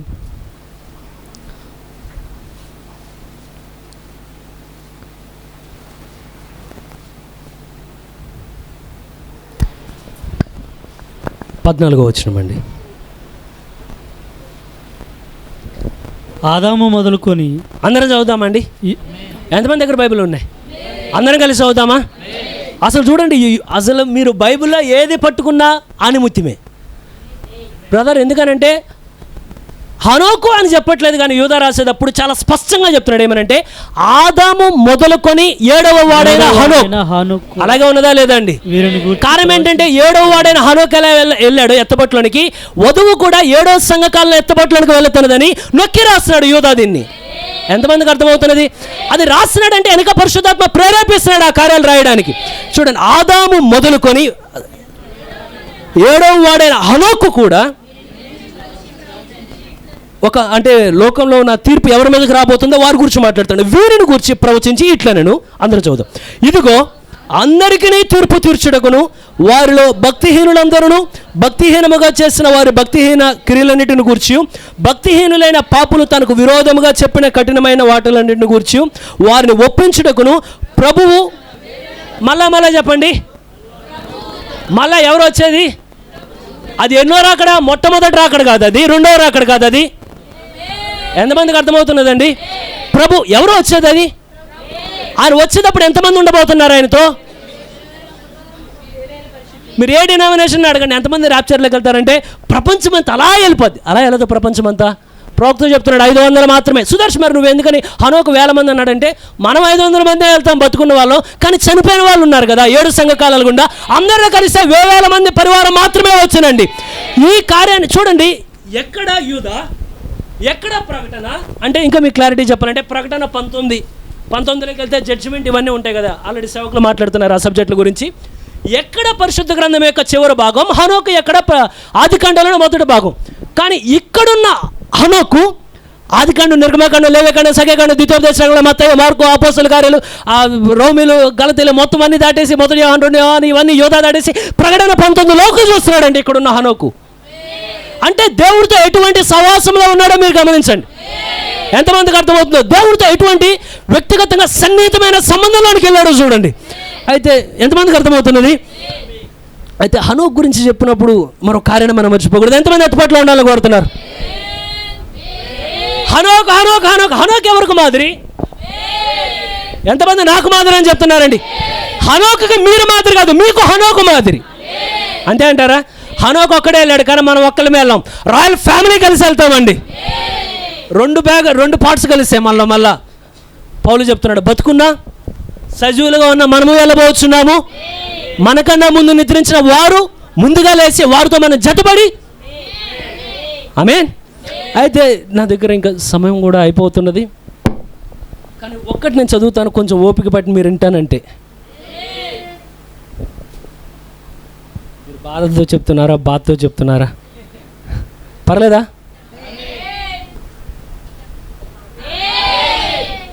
అలా నొక్కి నొక్కి అడుగుతుంటే ఇంకా బాధగా ఉంటుంది కదండి. ఎలా నువ్వు టైం తీసుకుంటావు, మళ్ళీ ఎందుకని నొక్కడుతుంది. సరే, ఇప్పుడు హనోకున్న సాక్ష్యం మనకు కూడా రావాలి. హనోకు ఎత్తబట్లోనికి వెళ్ళక మునుపు దేవునికి ఇష్టడై ఉండెనను సాక్ష్యము పొందెను. ఓకేనా? ఇప్పుడు ఇలా చెప్పాలేమో, ఎత్తబట్లోనికి వెళ్ళక మునుపు దేవునికి ఇష్టడై ఉండెనని సాక్ష్యము పొందెను. మీరు చెప్పి చూడండి. అలా వెంటనే లోపల అలారం ఏమంటుంది? చెప్పమాక, అట్లా కొంచెం దూరంగా ఉంచా మాటను. లేదు, ముందే చెప్పాను కదా, మీ శక్తి మీ బలం కాదు ఎత్తపట్లోనికి వెళ్ళడానికి. సరెండర్ అయిపోయి మమ్మల్ని నడిపించు ప్రభు అని. ఎందుకంటే మన భక్తితో మనం వెళ్ళాలంటే ఇప్పుడు కాదు కదా, ఎప్పటికీ వెళ్ళలేము మనం. కానీ ఇది ఎవరి మీద ఆధారపడినదంటే కృప కలుగును గాక, కృప కలుగును గాక, కృప కలుగును గాక. కానీ ఇది సరెండర్ అయిపోవడం. ప్రభువా, ఎందుకన్నా తెలియదండి. గడిచిన దినాల్లో మీరు ఎంతమంది న్యూస్ చూస్తున్నారా? అసలు ఎంత బిజీ పీపుల్ ఇక్కడ ఉన్నట్టున్నారు. సరే, యుద్ధం జరుగుతుంది తెలుసా? ఎవరెవరికి జరుగుతుంది యుద్ధం? ఇజ్రాయెల్. ప్రముఖ శత్రువు ఎవరంటే ఇరాన్. ప్రముఖ యుద్ధం ఎవరిదంటే అమెరికాది కదా, అది ఇజ్రాయెల్ది. కానీ ఇజ్రాయెల్ ఏం చేస్తుందంటే తెలివిగా అమెరికాకు చుట్టేస్తుంది ఎక్కడికక్కడికి. అంటే ప్రతిదానికి మీకు విషయం తెలుసు, అమెరికాలో అదే వాళ్ళు బాధపడుతున్నారు. ఆ ఇజ్రాయెల్ వాళ్ళకి వచ్చిన మళ్ళీ చూడతారండి. కారణం ఏంటి? అన్ని ప్రవచనాలు యొక్క నెరవేర్పు. కొంతకాలం వాళ్ళు అమెరికా మీద ఆధారపడతారండి, కానీ చివరిలో దేవుడు వచ్చి ఇప్పుడు ఆయుధాల మీద వాటి మీద కాదు. ఇప్పుడు ఏంటంటే ఇజ్రాయెల్కి ఒక గర్వం ఉన్నది, ఏమంటే మా దగ్గర ఉన్న వెపన్స్. కానీ ఒకరోజు అవి కూడా పనికిరాని స్థితిలోనికి వెళ్ళే రోజులు ఉన్నాయి. ఆ రోజు వాళ్ళ వెపన్స్ కూడా వాళ్ళని కాపాడలేదు, వాళ్ళ టెక్నాలజీ కూడా వాళ్ళని కాపాడలేదు. ఇంకా చాలా ఘోరమైన కార్యాలు జరిగిన తర్వాత ఇక ఆ పర్వతం మీదకి, ఒలీవల పర్వతం మీదకి ఆయనే దిగిరానై ఉన్నాడు ఆయన. ఎప్పుడైతే మీరు వార్తలు వింటుంటే ఇప్పుడు వరకు ఇంతకుముందు యుద్ధం జరిగింది తెలుసా? ఎవరెవరికంటే యుక్రెయిన్, రష్యా. ఆ యుద్ధం ఎవరెవరి మధ్యలో జరిగింది? 2 దేశాలే అండి. ప్రతి దేశం వెనకాల నుంచి ఏమనంటే సరే నువ్వు కొట్టుకోండి, మీరు కొట్టండి. అక్కడికి వెళ్ళి సరే నువ్వు అతను మాకు నువ్వు కొట్టని. ఇటు కొంతమంది చెప్పారు, కానీ ఎవరు స్టోరీలోకి మాటికి రాలా. కానీ ఇప్పుడేమవుతుంది తెలుసా? ఇజ్రాయెల్ ఆ యొక్క ఇరాన్ వారిలో మాత్రం ఈ వేసిన వాళ్ళు ఎప్పుడైతే ఇరాన్ వాళ్ళు చేయడం ఏం చేశారంటే, ఇజ్రాయెల్ ఇరాన్ మీదకి బాంబు వేసింది కాబట్టి వాళ్ళు ఓడిపోయినా గెలిచినా ఏమంటుందో 10 దెబ్బలు కొడితే మనం ఒకటైనా కొడితే ఏమన్నా కొంచెం ప్రెస్టేజ్ అని అట్లా కాపాడుకోవాలని ఇరాన్ ఎప్పుడైతే బాంబు వేసి ఎవరి మీదకి వేయాలి? వేస్తే ఇజ్రాయెల్ మీదకి వేయాలి, లేకపోతే అమెరికా మీద వేయాలి. వాళ్ళకి అమెరికా ఎంత దూరం వేయడం చేత కాక తోటి ముస్లిం కంట్రీస్ మీద వేశారు. అంటే ఇప్పుడు మూడో వాడిని ఏం చేసినట్టు? ఇప్పుడు ఇద్దరు ఇలా కొట్టుకుంటున్నారండి, ఇలా కొట్టుకుంటే మూడో వాడిని కొడితే ఏమైంది? ఇద్దరు కూడా ఎంతమందికి వెళ్ళుద్ది కదా? ఇప్పుడు సౌదీ అరేబియా లోపలికి రాబోతుంది యుద్ధంలోనికి, దుబాయ్ లోపలికి అంటే వచ్చే పరిస్థితి వచ్చినది. ఇలా ఒక్కొక్కటి సమకూరుతున్నది. కారణం ఏంటంటే ఇది దేనికోసం తెలుసా? ఈ వార్తలన్నీ మీరు నమ్మండి నమ్మకపోండి, మన టైం ఇది. ఎలా అంటే ఒకప్పుడు మనం చివరి గడియలో ఎలా అంటే చివరి కాలంలో వచ్చాం, అయిపోయింది ఆ రోజులు. తర్వాత ఈ చివరి సంవత్సరాలు అయిపోయినది ఆ రోజులు, చివరి దినాలు అయిపోయినవి ఆ రోజులు. ఇవేమంటే చివరి సెకండ్లు. Tick tick tick tick tick.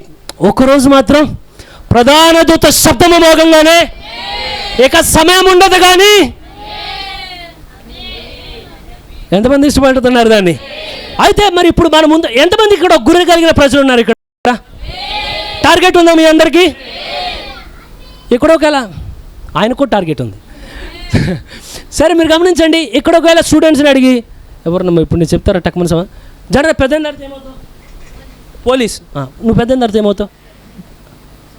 Software. నువ్వే పెద్ద అయిన తర్వాత ఏమవుతావు? ఇద్దరు ఒకే సాఫ్ట్వేర్లోకి వెళ్ళిపోదామని.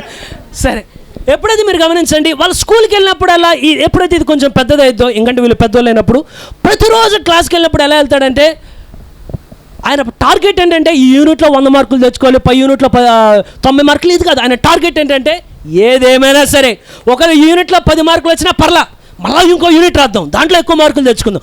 కానీ అల్టిమేట్గా నా టార్గెట్ అంటే ఆఖరిగా నా గమ్యం ఏంటంటే, ఎలాగైనా ఒకరోజు నేను ఇప్పుడు ఒకవేళ విక్టర్ని అడిగి నీ కళ ఏంటయ్యా అంటే, ఇప్పుడు రాత్రి పనుకొని కూడా కలగంటూ ఉంటాడు సిస్టమ్ ముందు కూర్చొని, సాఫ్ట్వేర్ జావా ఏ ఉంటాయి, పైథాన్, జావా, స్నేక్ ఏ సంథింగ్ టక్కర కొట్టేస్తాడు. ఒకవేళ ఇప్పుడు జాన్ రాజుని కదిపోయాను రాత్రిపూట కళ్ళ ఉండి, పోలీసు వాళ్ళు ఏమంటారు మరి రే అంటారు. కారణం ఏంటంటే ఆ కళ ఏం చేస్తున్నదంటే, కానీ ఎంతమందికి అర్థమవుతున్నదో, ఇప్పుడు వీళ్ళ టార్గెట్ యూనిట్ కాదండి, వీళ్ళ టార్గెట్ యాన్యువల్ ఎగ్జామ్ కాదు, వీళ్ళ టార్గెట్ హాఫ్ ఇయర్లీ ఎగ్జామ్ కాదు, కానీ వీళ్ళ టార్గెట్ ఏంటంటే ఒక్కరోజు అనుకున్నది సాధించాలి. ఇక్కడ వచ్చిన మనందరూ అల్టిమేట్ టార్గెట్ ఏంటంటే స్వస్థత కాదు, అప్పులు తీరడం కాదు, చిన్న చిన్న సమస్యలను బయటకు వెళ్ళడం కాదు, నేను తగిన ప్రార్థన ఈరోజు పెరగడం కాదు, కానీ అల్టిమేట్ టార్గెట్ ఏంటంటే ర్యాప్చర్ జరిగే సమయాన నేను ర్యాప్చర్లో ఖచ్చితంగా ఉండి తీరాలి.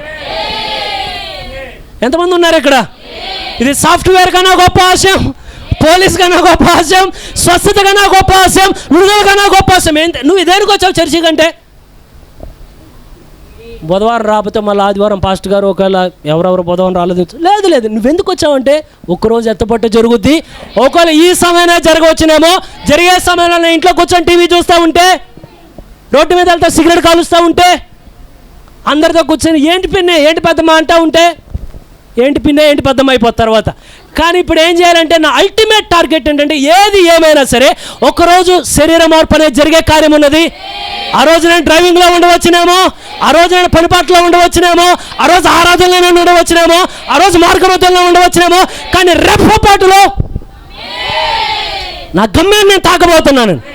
కారణం అంటే ఎత్తబట్టు గురించి వర్తమానం అందరికీ చేరదు. మరలా నేను నొక్కి చెప్తాను, ఎత్తబట్టును గురించిన వర్తమానం అందరి హృదయాన్ని కదపలేదండి. అది కేవలం ఎవరు కదుపుద్ది అంటే హనోకుని మాత్రమే కదుపుద్ది. అది హనోకు వాళ్ళ డాడీని కదపదు, హనోకు వాళ్ళ తాతని కదపదు, కానీ హనోకుని మాత్రమే కదుపుద్ది. హనోకు వాళ్ళ కొడుకుని కూడా కదపదు, హనోకు మనవనే కదపదు. ఈ ఎత్తబట్టు వర్తమానం నీ తల్లిదండ్రుల గురించి నీ బిడ్డల గురించి నాకు తెలియదు, కానీ నీలో కానీ ఆ విత్తనం ఉంటే నిన్ను మాత్రం ఒక్కసారి లేదు చూడు ఏం జరుగుతున్నదని. చుట్టూ ఏమవుతున్నదంటే అల్లుకుంటూ ఒక్కొక్కటి కదులుతూ ఉండగానే నేను ఎంత టైం లేదు. ఇంతకుముందు నా చిన్నప్పుడు ఒక కథ చెప్పారు, ఆ కథ చెప్తాను. అనగనగనగనగా ఒక ఊరిలో 3 చేపలు ఉన్నాయి ఒక కొలంలో. ఆ 3 చేపల్లో ఒక దాని పేరు, 2 పేర్లు నాకు గుర్తున్నట్టున్నాయి, దీర్ఘదర్శి, ఇంకో దాని పేరు సమయస్ఫూర్తి, ఇంకో దాని పేరు ఏంటన్నా 3ది ఏదో ఉంటుంది, దీర్ఘ ఆలస్యం ఏదో, అదైతే బాగుంటుంది దానికి. ఒకటేమో దీర్ఘదర్శి అంటే ఏంటి? ఎవరు ఉన్నారు ఇక్కడ దీర్ఘదర్శులు? సమయస్ఫూర్తి ఏంటంటే చేతులు కాలేదాకా ఊరుకొని అప్పుడు అది సమయస్ఫూర్తి అంటే ఆ టైంకి ఏదో చేయాలి. 3వది ఏంటంటే ఉన్న టైం అంతా అవగొట్టేసి చేతులు కూడా కాలిపోయిన తర్వాత అప్పుడు ఎక్కడైనా ఆకులు ఉంటే కొంచెం ఉండి చేతులు కాలిపోయి. ఇది 3వ రకం. ఈ 3 రకాల చేపలు ఇది ఎవరో ఒకరు కదలాలని నేను కోరుతున్నానండి. ఒకే కొనలో ఉన్నాయంట. కొనలో ఉండగానే దీర్ఘదర్శి చెప్పిందంట, ఓ చేపలారా, ఓ ఫ్రెండ్స్, ఈరోజు మనమంతా బాగానే ఉన్నాం, కానీ ఒకానొక రోజు రాబోతున్నది ఈ నీళ్ళన్నీ ఎండిపోతాయి. ఎండిపోయిన తర్వాత మనం ముగ్గురం చచ్చిపోతాం. కాబట్టి ఏం చేద్దామంటే ఉన్న ఫలంగా ఇప్పుడికిప్పుడే వెళ్ళిపోతాం. అంటే ఇది ఇంకోలా చెప్పాలంటే సేవకుల బలిపేట మీదకి వచ్చి పరిస్థితులన్నీ చాలా దాటిపోతున్నాయి. అసలు దాటక మునిపే బుద్ధి కలిగిన కన్యకల వలె డ్యూటీలో నూనె నింపుకుందాం, సిద్ధంలో నూనె నింపుకుందాం, కావాల్సినంత ప్రార్థనాత్మ చేత నింపబడదాం. ఏదో జరిగే వరకు ఆలోచించబాకండి. ఇరాన్ యుద్ధం, ఇజ్రాయెల్ యుద్ధం అక్కడి వరకు అవద్దు. ఇప్పుడే కంప్లీట్ చేసేయండి ఆ కార్యాన్ని. ఈరోజు రాత్రిగా కంప్లీట్ చేసేయండి ప్రార్థనలో. ప్రభా ఎలానైనా పరిశుద్ధాత్మ బాప్తిస్మం ఇవ్వు నాయనా, ఏదో జరగబోతుంది, నేను ముందే సిద్ధపడాలి. వెంటనే మేతారు ఉన్నానంటే ఊరుకో, నువ్వు చర్చిలో అట్లా కంగారు పడ్డా, నేను కంగారు పడతామా, నువ్వు వెళ్తే వెళ్ళిపోను. వెంటనే ఇది జారి వెళ్ళిపోయినదట, అంటే వేరే కొలంలోకి వెళ్ళిపోయినది దారి చూసుకొని. కానీ 2వ చేప అనుకున్నదంట జరిగినప్పుడు చూద్దామని అనుకున్నదట. నిజంగా వల పట్టేవాడు వచ్చాడు, వచ్చి ఎప్పుడైతే దాన్ని పట్టుకోగానే అప్పుడు కంగారు పడుతున్నదంట. ఏమనంటే అరే అరే వల పట్టుకునేవాడు అనుకుంటే సంథింగ్, నీళ్ళు ఎండిపోయిన తర్వాత వస్తారు కదా, చేతులకు వచ్చి అనుకున్నదంటే ఎలానో మనం స్కిప్ అయిపోవాలి. వచ్చే టైంకి అది వెంటనే అనుకున్నది, టయానికి కొంచెం సమయం అంటే ఏమంటే సమయస్ఫూర్తి కొంచెం చూపించి టక్మని స్కిప్ అయ్యి వెళ్ళిపోయి అనుకున్నది, అమ్మ బతుకు జీవుడా అనుకున్నది. ఎంత టెన్షన్ పడి ఉంటుంది, ఒకళ్ళు ఎత్తబొట్టు అయిపోతే శ్రమల్లో ఎంత టెన్షన్ ఉంటుంది. కానీ నిత్యత్వంలో ఉండగానే ప్రయోజనం ఉండదు అక్కడ. కానీ మూడవది మాటికి పాస్టర్ గారు చెప్పినా, వర్తమానం చెప్పినా, పరిశుద్ధ గ్రంథం చెప్పినా జరగనే. నేను ఇప్పుడేమనుకుంటున్నానంటే దీర్ఘదర్శనం చెప్పడానికి కూడా లేదండి, టైం అంత దగ్గరగా వచ్చింది. ఇదేమంటే ఇప్పటికన్నా కళ్ళు తెరిచి ఒళ్ళు విదిల్చుకొని షేక్ చేసుకోవడం అంటే ఏమనంటే ఒకసారి మనం గమనించాం. ఏమనుకోకపోతే ఇప్పుడు ఈ ప్రజెంట్ ఈ క్షణం మీరు కళ్ళు మూసుకొని ఒక్కసారి ఇప్పటి వరకు మీకున్న లైఫ్ను చూసి నిజంగా ఎత్తపట్లు వస్తే మనం వెళ్తామంటారా? నాకు చెప్పొద్దు. ఇది ఎటువంటి టైం అంటే ఇప్పటి వరకు ఏమీ జరిగిన, ఇది ఎలా ఉన్నదంటే ఇప్పటికైనా ఇప్పుడు ఏమంటే వదిల్చుకొని ఒక్కసారి ప్రభు అయిపోయినది, ఏదో అయిపోయినది. కనీసం ఎంతమంది ఇష్టపడుతున్నారు దాన్ని? ప్రోక్త చెప్తున్నాడు. ఎందుకనంటే నువ్వు వెళ్ళక మునిపే చేయాల్సిన కొన్ని కార్యాలు ఉన్నాయి. మీకు విషయం తెలుసా? ప్రోక్త ఒక వర్తమానంలో అన్నాడు ఏమనంటే ఎత్తబడి జరుగుతుంది నీకు ఎలా తెలుస్తుందంటే ఒక సూచన అన్నాడు. ఏమనంటే వరుడు వచ్చే సమయానికి బుద్ధి లేని కన్యక ఎక్కడున్నది? ఎంతమంది గుర్తున్నదండి? వరుడు వచ్చాడు కదా, అప్పుడు బుద్ధి లేని కన్యక ఎక్కడున్నది? అక్కడ లేదు, ఆ టైంలో ప్రార్థనలో ఉంది. పరిశుద్ధాత్మ మాకు కావాలి. ఎంతమందికి అర్థమవుతున్నదో? వరుడు వచ్చేటప్పుడు బుద్ధి లేని కన్యక నిద్రపోతా లేదండి, లేకపోతే రెస్ట్ తీసుకుంటా లేదు. వరుడు వచ్చే సమయానికి ఆల్రెడీ బుద్ధి లేని కన్యక పనిలో ఉన్నది. పరిశుద్ధాత్మనిమ్మని ప్రవక్త అంటున్నాడు. ఎప్పుడైతే బుద్ధి లేని కన్యక పరిశుద్ధాత్మ కోసం అడగడం మీరు చూస్తారో వెంటనే మీరు ఒక్కసారి మీ తలల పైకెత్తుకోండి. కారణం ఏంటంటే చుట్టూ ఉన్న డినామినేషన్లకు అర్థమవుతున్నది ఎత్తుపాటు సమీపించింది, మేము పరిశుద్ధాత్మను పొందాలని. ఆ టైమే వచ్చిందంటే మన టైం ఏమవుతున్నట్టు? ఇది కేవలం అప్పుడు పొందడం కాదండి. ఇది ఎలా అంటే ఇంకా ఎలా చెప్పాలంటే ఎత్తుపట్టు జరిగే సమయానికి కొన్ని వెజల్స్ సీల్ అయిపోయి ఉంటాయి. అంటే కొంతమంది ఆల్రెడీ పరిశుద్ధాత్మ చేత సీల్ చేయబడి లాక్ అయిపోయి ఉంటారు. అప్పటికి కొంతమంది మొరపెడతా ఉంటారు. ఎత్తబట్టి జరిగే ఎంతమందికి అర్థమవుతున్నదో? ఆయన ఇంకా మధ్యాకాశం నుండి రాలేదు, కానీ అప్పటికి కొంతమంది మొరపెట్టే వాళ్ళు ఉంటారు, కొంతమంది ప్రార్థించే వాళ్ళు ఉంటారు. కానీ కొంతమంది ఆల్రెడీ సీల్ అయిపోయిన వారుగా ఉంటారు. నేను కోరుతాను ఆ రోజు అడిగే వాళ్ళుగానే ఉండాలి కోరట్లా, కానీ అప్పటికే సీల్ అయిపడే స్థితిలోనే ఉండాలి కోరుతున్నా. దీర్ఘదర్శులు ఎవరైనా ఉన్నారా ఇక్కడ? కీడు వచ్చే వరకు ఆలోచించమాకండి. నేడే ఈ సమయం అందే రక్షణ ఎప్పుడైతే అనుకూలంగా ఉన్నదో కానీ ఇప్పుడే మనం దాన్ని పట్టుకుందాం. సరే, ఇప్పుడు మనం ఒక హనోకి ఎటువంటి సాక్ష్యంలోకి వెళ్ళడం, మనం కూడా అటువంటి సాక్ష్యంలోకి వెళ్ళడానికి దేవుడు దయ చూపించిన కాక. అయితే ప్రవక్త చెప్తున్నాడు, ఎంతమంది విశ్వాసాన్ని నమ్మేవాళ్ళు ఉన్నారు? విశ్వాసం లేకుండా దేవునికి ఇష్టడేంటి అసాధ్యం, అవునా? విశ్వాసం అంటే ఏంటండి? మీకు క్వశ్చన్ తెలుసా? ఒకసారి నేను అనేకసార్లు సండే స్కూల్లో వీటి గురించి చాలా చెప్పిన తర్వాత ఒకసారి బండి మీద వెళ్తూ ఉంటే లోపల క్వశ్చన్ అడిగింది, మీరు ఎవరినైనా మబ్బు పెట్టచ్చు కానీ మిమ్మల్ని మీరు మబ్బు పెట్టుకోలేరు, అవును కదండి? ఎవరికైనా కళ్ళు కప్పేయచ్చు కానీ మీరు కళ్ళు కప్పుకోలేరు. కప్పుకున్నా మీకు తెలుస్తుంది, కప్పుకున్నావు తిరుగునాయన. వెంటనే బండి మీద నేను ఇక్కడ వెనకెప్పుడు వెళ్ళి దాడుతున్నది ఆలోచిస్తూ ఉండగానే నీకు విశ్వాసం ఉందా అని క్వశ్చన్ నాకు. వెంటనే మనకి ఈ బుక్ రాసేవాళ్ళం అంటే మనం బుక్కులు రాస్తాం కదా, మనం అందరం ఏం చేస్తాం అవన్నీ చదివి ఉన్నాం కదా. సరే, వెంటనే నేను మాట్లాడుతున్నా. ఫెయిత్ అంటే రెవల్యూషన్ అన్న, విశ్వాసం అంటే సరే ప్రత్యక్షత అంటే ఏంటన్న? ఎంతమందికి అర్థమైందో? మీ క్వశ్చన్ ఎంతమందిని అడిగింది అర్థమైందో? మీరు వెళ్ళేటప్పుడు మీ హృదయం అడిగింది నీకు విశ్వాసం ఉందంటే మీరేమంటారు? నేను ప్రీచర్ని కదా, అంటే ప్రీచర్ అంటే దేవుడు ఏదో కొంచెం అవకాశం ఇచ్చాడు, కొన్ని 4 కోర్స్ ఎక్కువ చదివా కదా, అందుకే నేను అది 6వ ఇంద్రియం, అది అతీత ఇంద్రియం, అది ప్రత్యక్ష. ఇదంతా వద్దు. నీకు విశ్వాసం ఉందా? ఇదైతే కొంచెం మనం మబ్బి పెట్టలేదు లాగా ఉంది. నీకు విశ్వాసం ఉందా? నాకు విశ్వాసం ఉన్నదా ఇంకా అడగాల అనేది ఎప్పటి వరకు నాకు అర్థం కాలేదు తెలుసా? నా మీద బలహీనత ఒక అనారోగ్యం కొట్టే వరకు నాకు అర్థం కాలేదండి. కానీ ఎప్పుడైతే అనారోగ్యం అలా కొట్టినదో మొట్టమొదటిగా నాలో కేకేసిందండి తెలుసా? విశ్వాసమా అవిశ్వాసం? వెంటనే ఒకలాంటి ఫియర్. కానీ అప్పుడు దేవుడు ట్రైన్ చేయడం మొదలుపెట్టాడు. విశ్వాసం అంటే నీకు అన్నీ బాగున్నప్పుడు రాదది, నువ్వు ఇంట్లో పనుకుంటే రాదది, చర్చికి వచ్చి అన్నీ ఏమంటే కమ్మగా 3 పూలు 6 కాయలుగా ఉంటే రాదండి అది.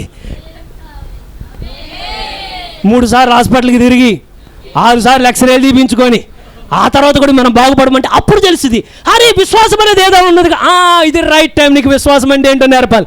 దేవుడు ఎప్పుడైతే అనుభవంలోకి నడిపించిన తర్వాత నేను మొట్టమొదటిగా అనారోగ్యంలో బయటకు వచ్చేటప్పుడు ఎలా వచ్చానంటే కేవలం స్వస్థ రావడం కాదు, కానీ ఇంతకుముందు నేను ఏది మాట్లాడానో ఒక అనుభవంతో నేను బయటకు వచ్చా.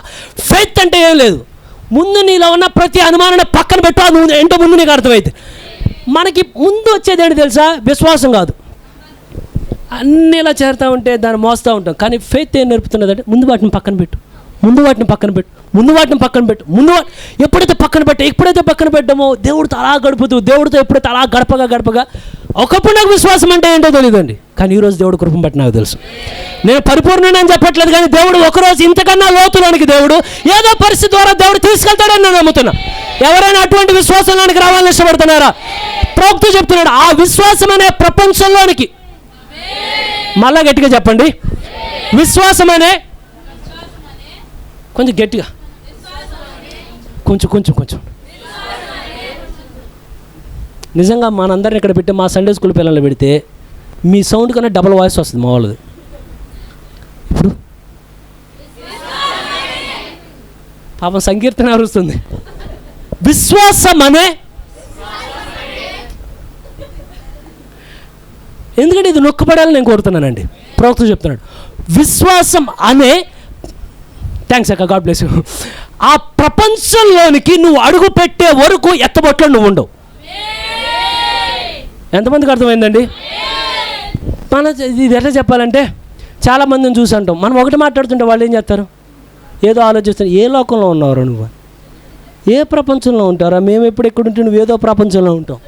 ఇప్పుడు ఆ ప్రపంచంలో ఉండే వాళ్ళే కావాలి. ఇక్కడ ఏ ప్రపంచం తెలుసా? విశ్వాసం అనే ప్రపంచంలో నీ కాళ్ళు భూమి మీదే ఉన్నాయి, కానీ నువ్వు విశ్వాస ప్రపంచంలో ఉన్నావు. ఎంతమందికి అర్థమైనదండి?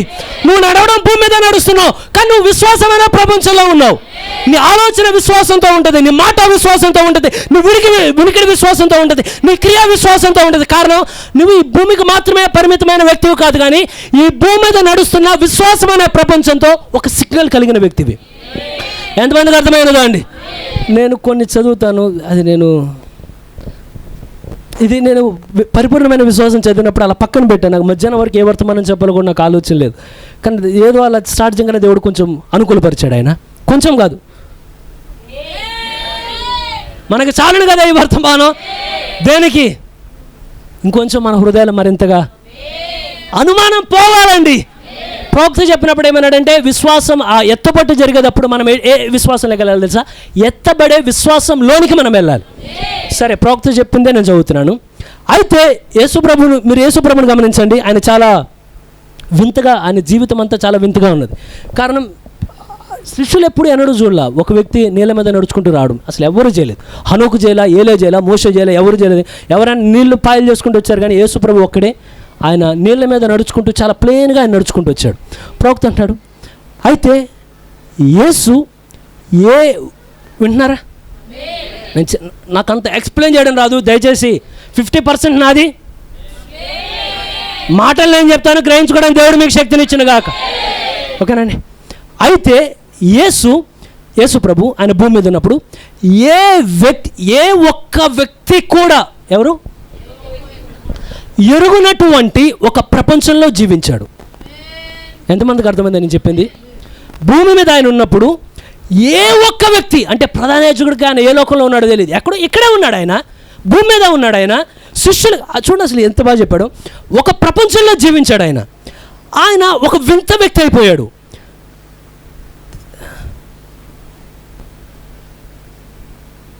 దేవుడి దయ చూపించిన గాక. ఆయన ఒక వింత వ్యక్తి అయి ఉన్నాడు. తాను ఏమై ఉన్నాడో అనే దానిలో పరిపూర్ణమైన దేవునిలో పరిపూర్ణమైన విశ్వాసము గల ప్రపంచంలో ఆయన జీవించాడు. ఆయన ఎలా చెప్తున్నాడు? ఇప్పుడు ప్రవక్త ఏమంటున్నాడంటే, ఎలా అయితే ఆయన పరిపూర్ణమైన విశ్వాసంలో ఆయన జీవించాడో ప్రపంచంలో, నేను కూడా పరిపూర్ణమైన విశ్వాసం అనే ప్రపంచంలోనికి మనం అడుగు పెట్టాలి. ప్రవక్త చెప్పినప్పుడు అంటున్నాడు, అయ్యా ఇది చాలా ఉన్నదండి, ఇది కదిపితే సబ్జెక్టు ముందుకెళ్తుంది. ఇక్కడే 2 ప్రపంచాలు ఉంటాయి తెలుసా? ఇక్కడే చాలా ప్రపంచాలు ఉంటాయి. ఒక్కొక్కరు ఒక్కొక్క ప్రపంచంలో ఉంటారు. ఒకళ్ళ అవస్థలో ఉంటారు, కొంతమంది నిద్రావస్థలో ఒక్కొక్క ప్రపంచంలో ఉంటారు.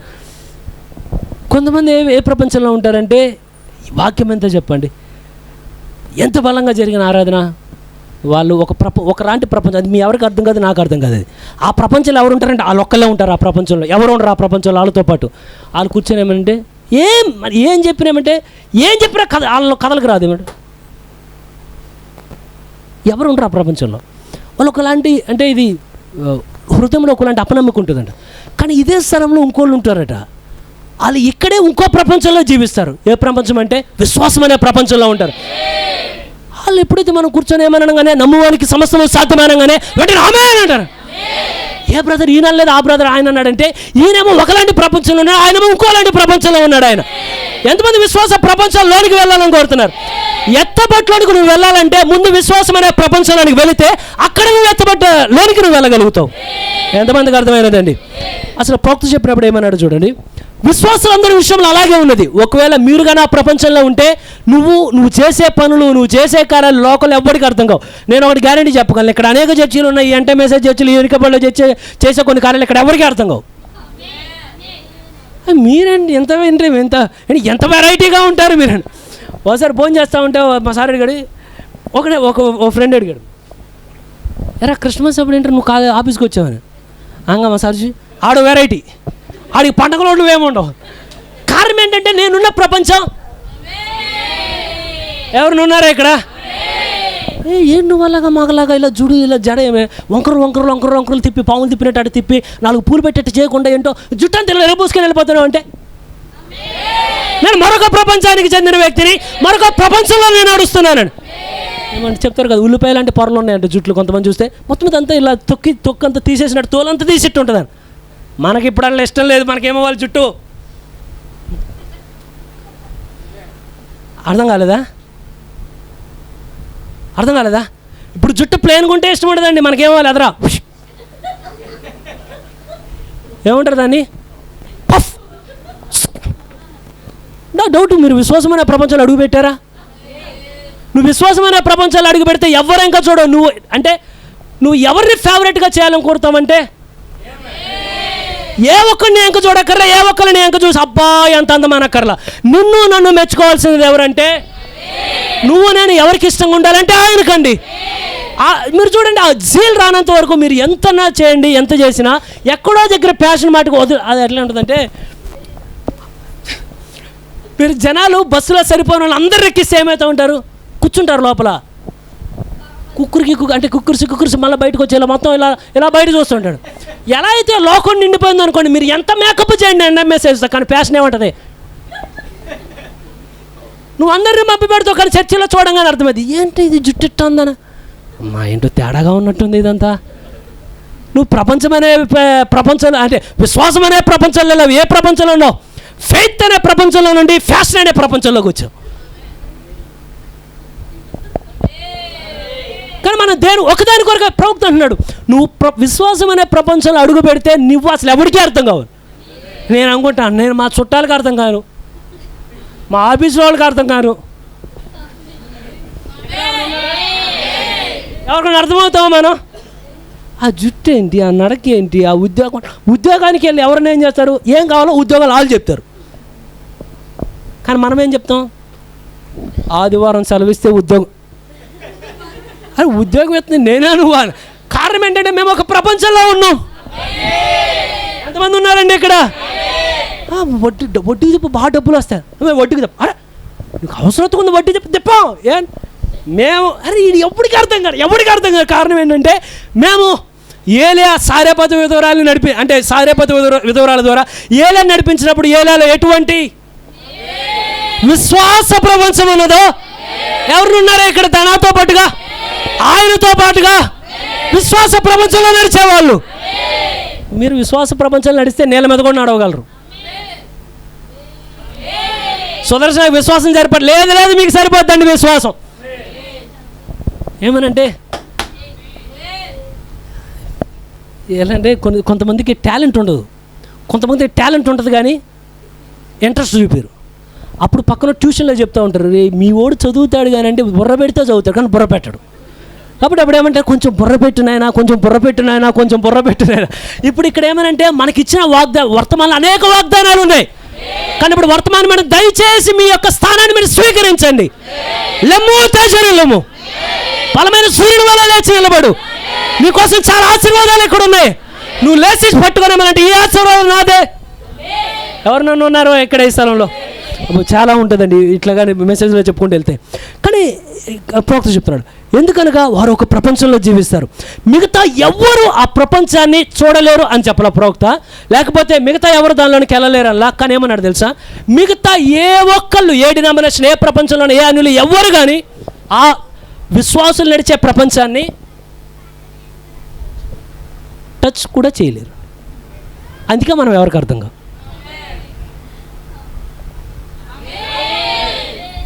అటువంటి విశ్వాస ప్రపంచంలో జీవించాడు కనుక ఆయన ఎప్పుడైతే నీళ్ళ మీద నడుచుకుంటా వస్తూ ఉండగానే ప్రవక్త అంటున్నాడు, ఆయన ఏ ప్రపంచంలో ఉన్నాడో శిష్యులకు కూడా అర్థం కాలేదట. అందుకని వెంటనే చూసి అమ్మోపోతం అన్నారు. అన్నాడు, అమ్మోపోతం ఏంటి ఆ బాబు, నడుచుకొచ్చేది దేవుడయ్యా, స్వయాన మిమ్మల్ని ఎవరు పరిచయం పిలిచారో ఆయనే నడుచుకుంటా వస్తున్నాడు. ఆయన విశ్వాసం అనే ప్రపంచంలో ఉన్నాడు. ఇప్పుడు మీరు ఎక్కడికి వెళ్ళాలి? ఇప్పుడు మనకి ఎప్పుడు విశ్వాసంలో కార్యాలు అర్థమైంది అంటే, నువ్వు విశ్వాసం అనే ప్రపంచంలోనికి వెళ్తే విశ్వాసంలో ఉన్న కార్యాలు మనకు అర్థమవుతాయి. నేను ముగిచ్చేస్తున్నానండి. అప్పుడు అతడు ప్రపంచం అంతటి ఎంతమంది వెళ్ళాలని కోరుతున్నారు? నిజంగా అండి, మనం వెళ్ళాలా, ఇంకా మనం పూర్తిగా వెళ్ళడానికి దేవుడు దయ చూపించను గాక. ఎప్పుడైతే నువ్వు ఆ ప్రపంచంలోనికి అడుగు పెడతావో ఎవరికి అర్థం కావు. అది ఎప్పుడు వస్తుందంటే ప్రవక్త చెప్తున్నాడు, అప్పుడు అతడు ప్రపంచం అంతటి నుండి వేరేపై ఒక్కడిగా ఉంటాడు. ఆ ప్రపంచంలో ఎవరు ఉంటారు? నువ్వు ఒక్కడే ఉంటావు, దేవుడు ఒక్కడే ఉంటాడు. మీకు ఇంకా చెప్పాలంటే ఎంతమంది ప్రేయర్ చేసే వాళ్ళు ఉన్నారు ఇక్కడ? నిజంగా ఉన్నారా? ప్రేయర్ అంటే ఏంటండి? మనం ప్రేయర్ చేస్తామా చేయమా? చేస్తామా చేయమా? ప్రతిరోజు చేస్తామా చేయమా? తర్వాత ఏం సిద్ధం చేసామని అడగమాకండి. చేస్తామా చేయమా? ప్రతిరోజు బైబిల్ చదవమా? కానీ ఇప్పుడు ఏమవ్వాలి తెలుసా, మన ప్రార్థనలోనికి వెళ్తాం కానీ మనం ఎప్పుడు ప్రార్థనలో మరో ప్రపంచానికి వెళ్ళాం. ఎవరికి ఎంతమందికి అర్థమైంది? ప్రభువా నీకు వందనాలు, స్తోత్రాలు అయినా ఈ నెలంతా అద్దె మొత్తం, కరెంటు బిల్లు మొత్తం కట్టడానికి సహాయం చేసావు ప్రభువా. ప్రేయర్ చేయలేదా? చేస్తాం మనం ప్రేయర్. ప్రభువా ఇప్పటి వరకు తోడుగా ఉన్నందుకు నీకు వందనాలు అయ్యా. ఇప్పటి వరకు ఉన్న వాటిలో తోడుగున్నావు, వచ్చే వాటిలో కూడా తోడుగా ఉండి ప్రభువా. ఎత్తపట్లో మటుకు నన్ను మర్చిపో మాకు ప్రభువా. ఏదో ట్రైన్లో ముందే కచ్చిపోయేసేసి ఈ సీట్ నాదన్నట్టు అప్పుడు మాట మర్చిపో ప్రభువా, నన్ను మాటకు అక్కడ తీసుకువెళ్ళిపోండి ప్రభువా. కానీ అది కాదు ప్రేయర్. ప్రోక్తంగా చెప్తున్నాడంటే, నువ్వు ఎత్తబాట్లోనికి వెళ్ళాలంటే నువ్వు ప్రార్థనలో కూడా తడిపొడి మాటల్లో ఎక్కడికి వెళ్ళాలంటే మరొక ప్రపంచంలోనికి వెళ్ళిపోవాలి. నువ్వు అక్కడ ఆ ప్రపంచంలో ఎవరు ఉంటారు తెలుసా? నీవు దేవుడు తప్ప ఇంకెవరు ఉండరండి. ఎప్పుతో అంటే గంటలు అయిన తర్వాత తిరిగి వస్తావు. వచ్చిన తర్వాత టైం చూసుకుంటావు. ఏమంటే అదేంటి నువ్వు ఇప్పుడు దాకా ఎక్కడున్నావు అంటే, నేను నిద్రపోలేదు, ఇప్పుడు దాకా ఎక్కడికి వెళ్ళొచ్చా. అందుకే మీరు గమనించండి, మనకి చాలాసార్లు చాలా జెన్యున్గా మాట్లాడాలి. నేను ఇక్కడ చాలాసార్లు మనం ఇక్కడ ఆమెనట్టు చెప్తాం, కానీ కొన్నిసార్లు మనకు డౌట్ వస్తుంది. అరే ఏమైనా సమస్యలు వస్తే మనమేమో చిన్నపిల్లలకి కేక్ మనం కేకలేస్తాం కదా. పాస్ట్ గారు అంత చాలా సైలెంట్గా నిశ్శబ్దంగా. చాలామంది సీనియర్ ప్రీచర్లు చూడండి, వాళ్ళు మనం పడ్డంత కంగారాలు పడరు. మన ముందు హడావుడి చేసి అంతా చేసి మొత్తం తెలియనోడు కూడా మనమే చెప్తాం. ఆ టెన్షన్ ఇది జరిగింది అట్లా జరిగింది. కానీ అసలు ఏమైందంటే, వాళ్ళున్న ప్రపంచంలో నువ్వు లేవు. వాళ్ళున్న ప్రపంచాలు నువ్వు అడుగు పెట్టావు అనుకో. ఇప్పుడు పాస్ట్ గారు కాదు, మనం కూడా ఎట్లా ఉంటామంటే,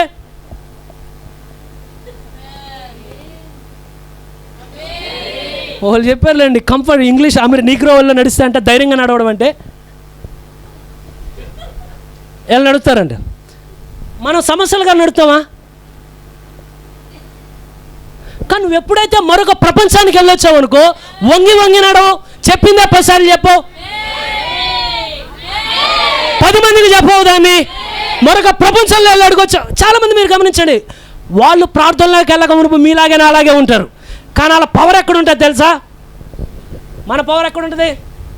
అందుకే ఏమీ జరగదు. కానీ వాళ్ళ పవర్ ఎక్కడ ఉంటుంది? అందుకే అన్నీ జరుగుతాయి. ఎంతమంది జెన్యున్గా ఒప్పుకునే వాళ్ళు ఉన్నారు? సుదర్శన్ మాట్లాడుతుంటే ఎలా అనిపిస్తుంది అంటే, నా గురించే నీ గురించి నాకు అలాగే అనిపిస్తుంది. మనందరి గురించి మాట్లాడుతున్నట్టు ఉన్నది. మీరు గమనించండి, ఎంతమంది కొన్నేళ్ళ ప్రార్థన విన్న వాళ్ళు ఉన్నారు? విన్నారా? అసలు గడిచింది నాన్న ఒక గురువారం అనుకుంటా, పొద్దున్న ప్రార్థనలో కూర్చోగానే కొర్నేలు గుర్తొచ్చాడు. అసలు ఆ కొర్నేలు ప్రార్థన ఏం ప్రార్థన? ఆ పక్కన ప్రధాన యాజకులు ప్రార్థన చేస్తున్నారు, దేవదూత దిగిరాల. రక్తం వాళ్ళ దగ్గర ఉంది, దేవదూత దిగిరాల. దేవాలయంలో వాళ్ళు ప్రార్థన చేశారు, దేవదూత అక్కడికి దిగిరాల. అంటే జకర్యాని పక్కన పెట్టండి, మిగతా అన్నా కాయపవేల గురించి. లేవీలు ఉన్నారు, వాగ్దానాలు ఉన్నాయి, ప్రమాణాలు, ఇవన్నీ ఏమి జరగలే. కానీ అసలు అన్యుడు వాగ్దానం లేదు, రక్తం లేదు, ఏమీ లేదు, కానీ ఒక్కడే కూర్చొని ప్రార్థన చేస్తూ ఉంటే కారణం మరొక ప్రపంచంలోనికి వెళ్ళిపోతున్నాడు ప్రార్థనలో. ఎంతమంది మరో ప్రపంచానికి వెళ్ళాలని కోరుతున్నారండి? చార్లెస్ ఫిన్నీ ఒకసారి పొద్దున్న 6 వెళ్ళాడంట ప్రార్థనలోకి. వెళ్ళిన తర్వాత ప్రార్థనలో గడిపిన తర్వాత అనిపించిందంట, సరేలే ఇంకెళ్ళిపోదాం, ఇంకా టైం సరిపోదు అనుకుని లేచి వచ్చాడండి బయటికి. ఎప్పుడైతే వెళ్ళి వచ్చి ఇంటికి వచ్చిన తర్వాత టైం చూస్తే ఎప్పుడు వెళ్ళాడు పొద్దున్న ప్రార్థనకి? రాత్రి 10 అయింది అన్నదట. 6 నుండి 10 వరకు ఎక్కడున్నాడు? ఎంతమందికి అర్థమవుతున్నదండి? నువ్వు ఎత్తబట్లోనికి వెళ్ళాలంటే ప్రార్థనలో ఎంతమంది ఉన్నారండి? అర్థమవుతున్నది అనుకుంటున్నానండి. మనం మరో ప్రపంచానికి వెళ్ళిపోవాలి. లోపల ఒకటి నమ్మామంటే ఎలా ఉండాలంటే విశ్వాసం, చర్చికి వచ్చామంటే ఎలా ఉండాలి? 2 ప్రపంచాలు ఉంటాయి ఇక్కడ. ఈ ప్రపంచం వద్దు మనకి, ఈ ప్రపంచం వద్దండి మనకి. ఏ ప్రపంచం కావాలంటే ఇక ముందుకి సాగరు అన్నట్టు ఉండకూడదు, సాగుతానే ఉంటారు, కింద పడిన లేస ముందుకు వెళ్తూ ఉంటారు. ఎంతమంది అటువంటిది కోరుతున్నారు? దేవుడు దయ చూపించిన కాక చాలా ఇప్పుడు ప్రవక్త చెప్తున్నాడు చూడండి. అప్పుడు అతడు ప్రపంచమంతటి నుండి వేరైపోయి, ఎవరైనా సరే ఒక్కడిగా అయిపోవాలి. నువ్వు వాక్యం చెప్పేటప్పుడు కూడా కొంతమంది ఎలా చూస్తారంటే అందరితో పాటు వింటారు. 10 మంది ఆమె అని చెప్తే అప్పుడు నేను ఆమె చెప్తాను. 10 మంది బాగా ఉద్యోగం ఉందంటే ఓకే ఓకే. నువ్వు వచ్చింది ఆరాధనకి ఆన్లైన్ బట్టి ఇన్ఫ్లుయెన్స్, నీకంటూ ఒక ఇన్ఫ్లుయెన్స్ ఉన్నదా?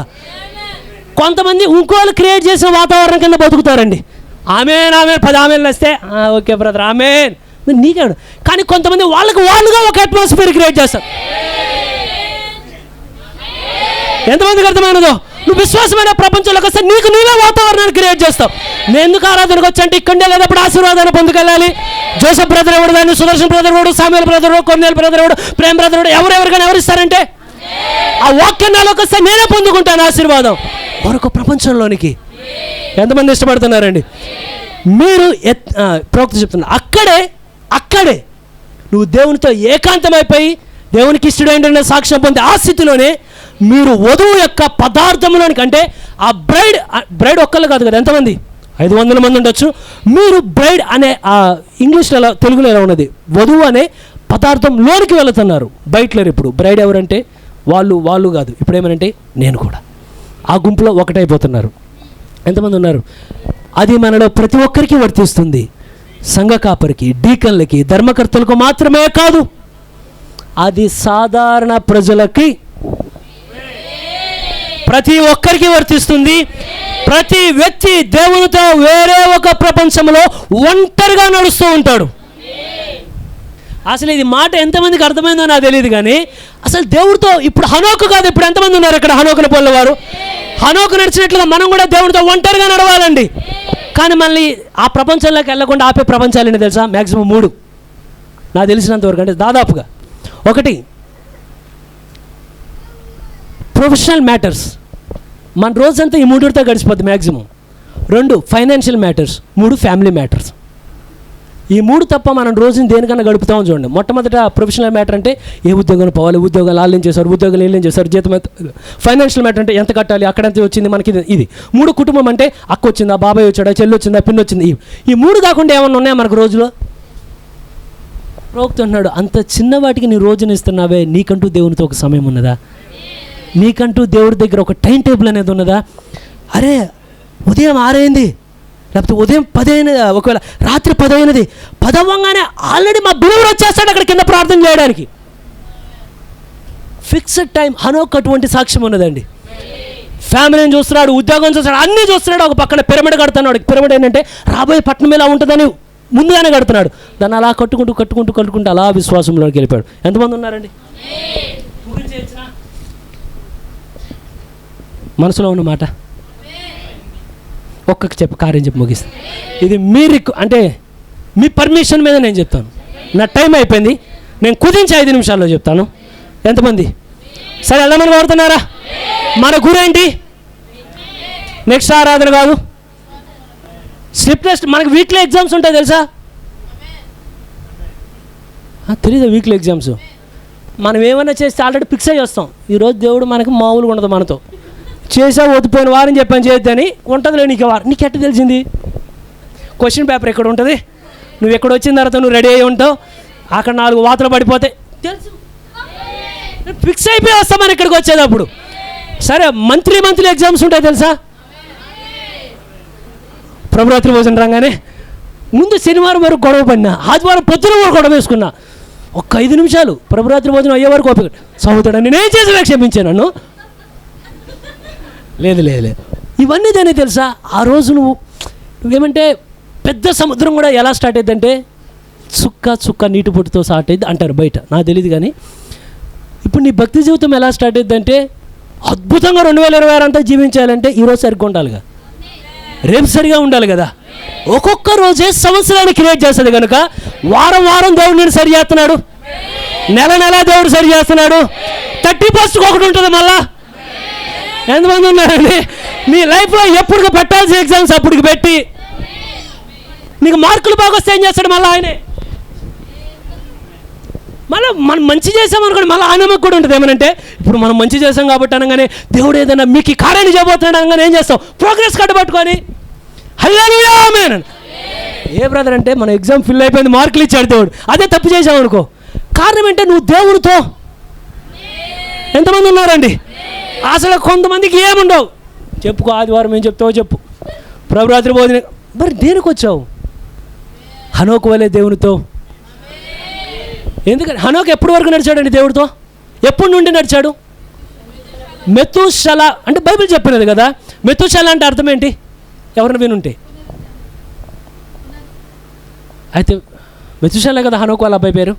అయితే మీరు గమనించండి, మరి ఇది ద్వంద్వార్థం అని చెప్పాలేమో. అలా అయితే మెతూషల అంటే మరో ఇంకో రీతిలో అర్థం ఎలా ఉంటుందంటే ఇతను చనిపోయిన తరువాత ఒకటి జరగబోతున్నదని అర్థం.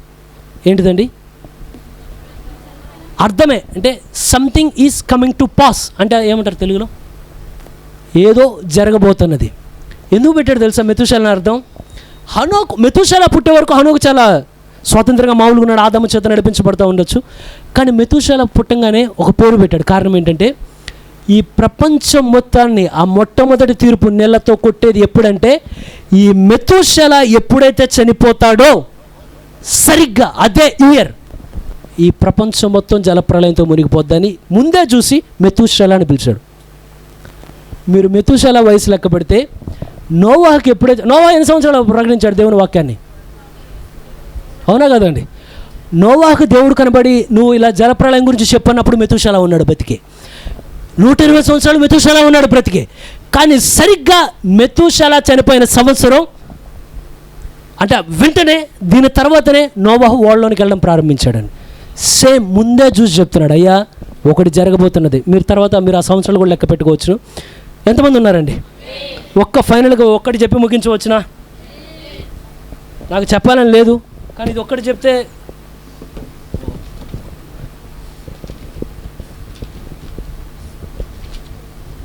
సరే చాలాసేపు అయింది. కానీ సరే, ఇప్పుడు ఎంతమంది అత్తుబాటులో ఉండాలని కోరుతున్నారు? మనమందరం ఉండబోతున్నాం కదా. సరే, మనం అత్తుబాటులోకి వెళ్ళాలంటే సీక్రెట్ ఏంటి? ఏం జరగబోద్దని చెప్పాడు ముందు పౌలు.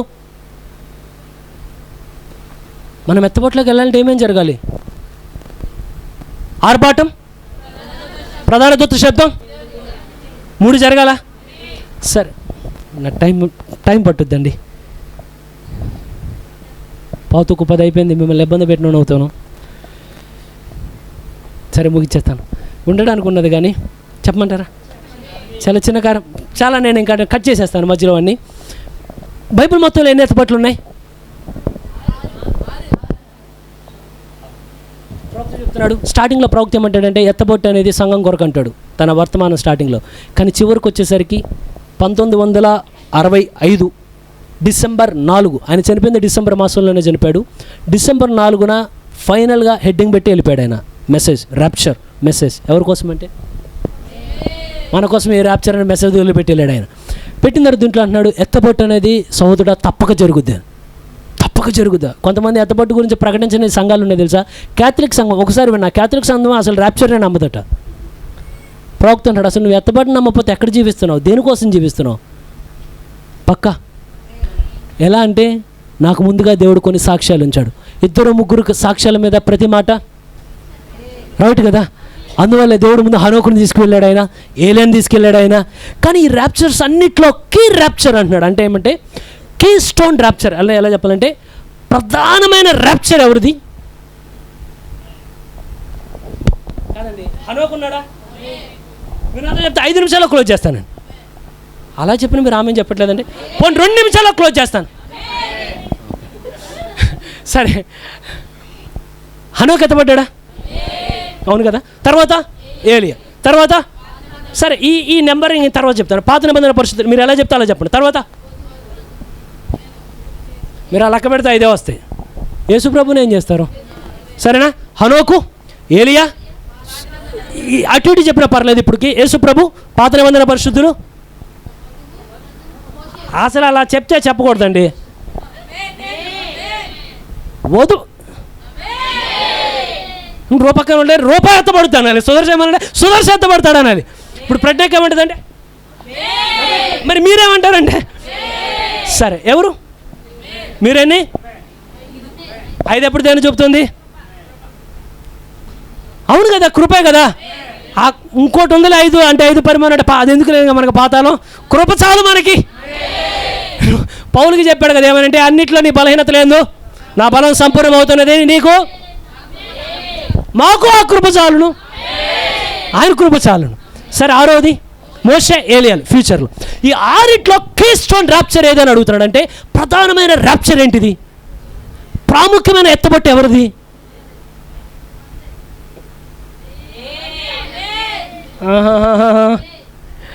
మీరు గమనించండి, బైబిల్లో ఒక మాట ఉంటుంది ఏమనంటే, శిష్యుడు బోధకుడి కన్నా, బైబిల్లో చెప్పిందా లేదా, ఆయనకన్నా మనం గొప్ప వాళ్ళం కాదు కదా. కీ ర్యాప్చర్ ఎవరిది తెలుసా? ఆయనది. ఆయనది ఆయనది బ్రదర్. ఎందుకంటే హనోకు ఇలా వెళ్తా చనిపోయి పాతి పెట్టబడి తిరిగి లేచాడా, లేకపోతే వెళ్ళి జీవిస్తా వెళ్ళిపోయాడు ఎత్తపొట్లోకి? ఏలియా ఎలా ఎత్తపొట్లోకి వెళ్ళాడు? జీవిస్తా వెళ్ళాడా, మరణించి వెళ్ళాడా? కానీ యేసుప్రభు ఎలా వెళ్ళారు? వివరంగా చూడు. భూమి మీద జీవించాడు ఆయన, మరణించాడు ఆయన. అది ఉంటుందండి ఆ పాట, అది గుర్తుంటే బాగుండు. దూరముగా ఆయన మరణించాను, దూరముగా నా పాపములు దూరముగా. అసలు ఆ పాటలో బాగా చెప్పారు. ఆయన వచ్చాడు, జీవించాడు. ఎన్ని పాటలు చూడండి. ఆయన జీవించాడు, భూమి మీద జీవించాడు ఏలియాలాగా, హనోకులాగా. తర్వాత ఆయన ఏమయ్యాడు? ఎవరు ఉన్నారు ఇక్కడ? ఏమయ్యాడు? తర్వాత ఆయన మరణించాడు. ఆయన మరణించి ఏమయ్యాడు? ఆయన వెళ్ళి మళ్ళీ తిరిగి లేచి అలా ఎత్తుబట్లోకి వెళ్ళాడా? మళ్ళీ తిరిగి లేచిన తర్వాత ఆయన మళ్ళీ భూమి మీద జీవించాడా? 40 days ఆయన భూమి మీద తిరుగుతూనే ఉన్నాడండి. ఎంతమందికి అర్థమైనదో? ఆయన జీవించాడు, మళ్ళా తిరిగి లేచాడు. ఆయన మళ్ళీ ఈ బాడీ చూపించాడంట. ప్రూఫ్ ఏమేనంటే, చాలామంది హనోకే ఎత్తబడలేదంటే చూపించాడు. హనోకే ఎత్తబడ్డాడు, అందుకే ప్రూఫ్ ఇగో. నేను ఎలా బాడీ చేంజ్ అయిందో హనోకుతో కూడా ఇలాగే బాడీ చేంజ్ అయినది. ఏలే ఇలాగే వెళ్ళాడు ఎక్కడికి, ప్రూఫ్ చూపిస్తున్నాడంట. ముందు జరిగింది, ముందు ఒక సాక్ష్యంగా నిలబడ్డాడంట. అయితే మీరు గమనించండి, హనోకు చనిపోతే ఏం జరిగింది? అదే హనోకు ఎత్తబట్లోకి వెళ్తే ఏమైంది? భూమి మీదకి ఉగ్రత వచ్చింది, అంతకుమించి ఏమీ జరగల. అవునా? హనోకు వెళ్ళినప్పుడు అర్థమైంది అనుకుంటున్నాను. ఆదాము వాళ్ళ అబ్బాయి పేరేంటి? షేతు. షేతు వాళ్ళ అబ్బాయి పేరేంటి? ఆదాము, షేతు. నేనా కూర్చున్నా అంతేలేండి, కాకపోతే ఫ్లోలో వస్తున్నాయి ఆ పేర్లు. ఆదాము, షేతు, ఎనోషు, కైనాను, మహలలేలు. ఏలేదు, ఇప్పుడు మళ్ళీ మీరు కన్ఫ్యూజ్ చేస్తే నా ఫస్ట్కి వెళ్ళాల్సి వస్తుంది. సరే, ఎప్పుడైతే ఈ పేర్లన్నీ ఉన్నాయి కదా, హనోకు ఎత్తబట్లోకి వెళ్ళిన తర్వాత వీళ్ళందరూ ఎక్కడికి వెళ్ళారు?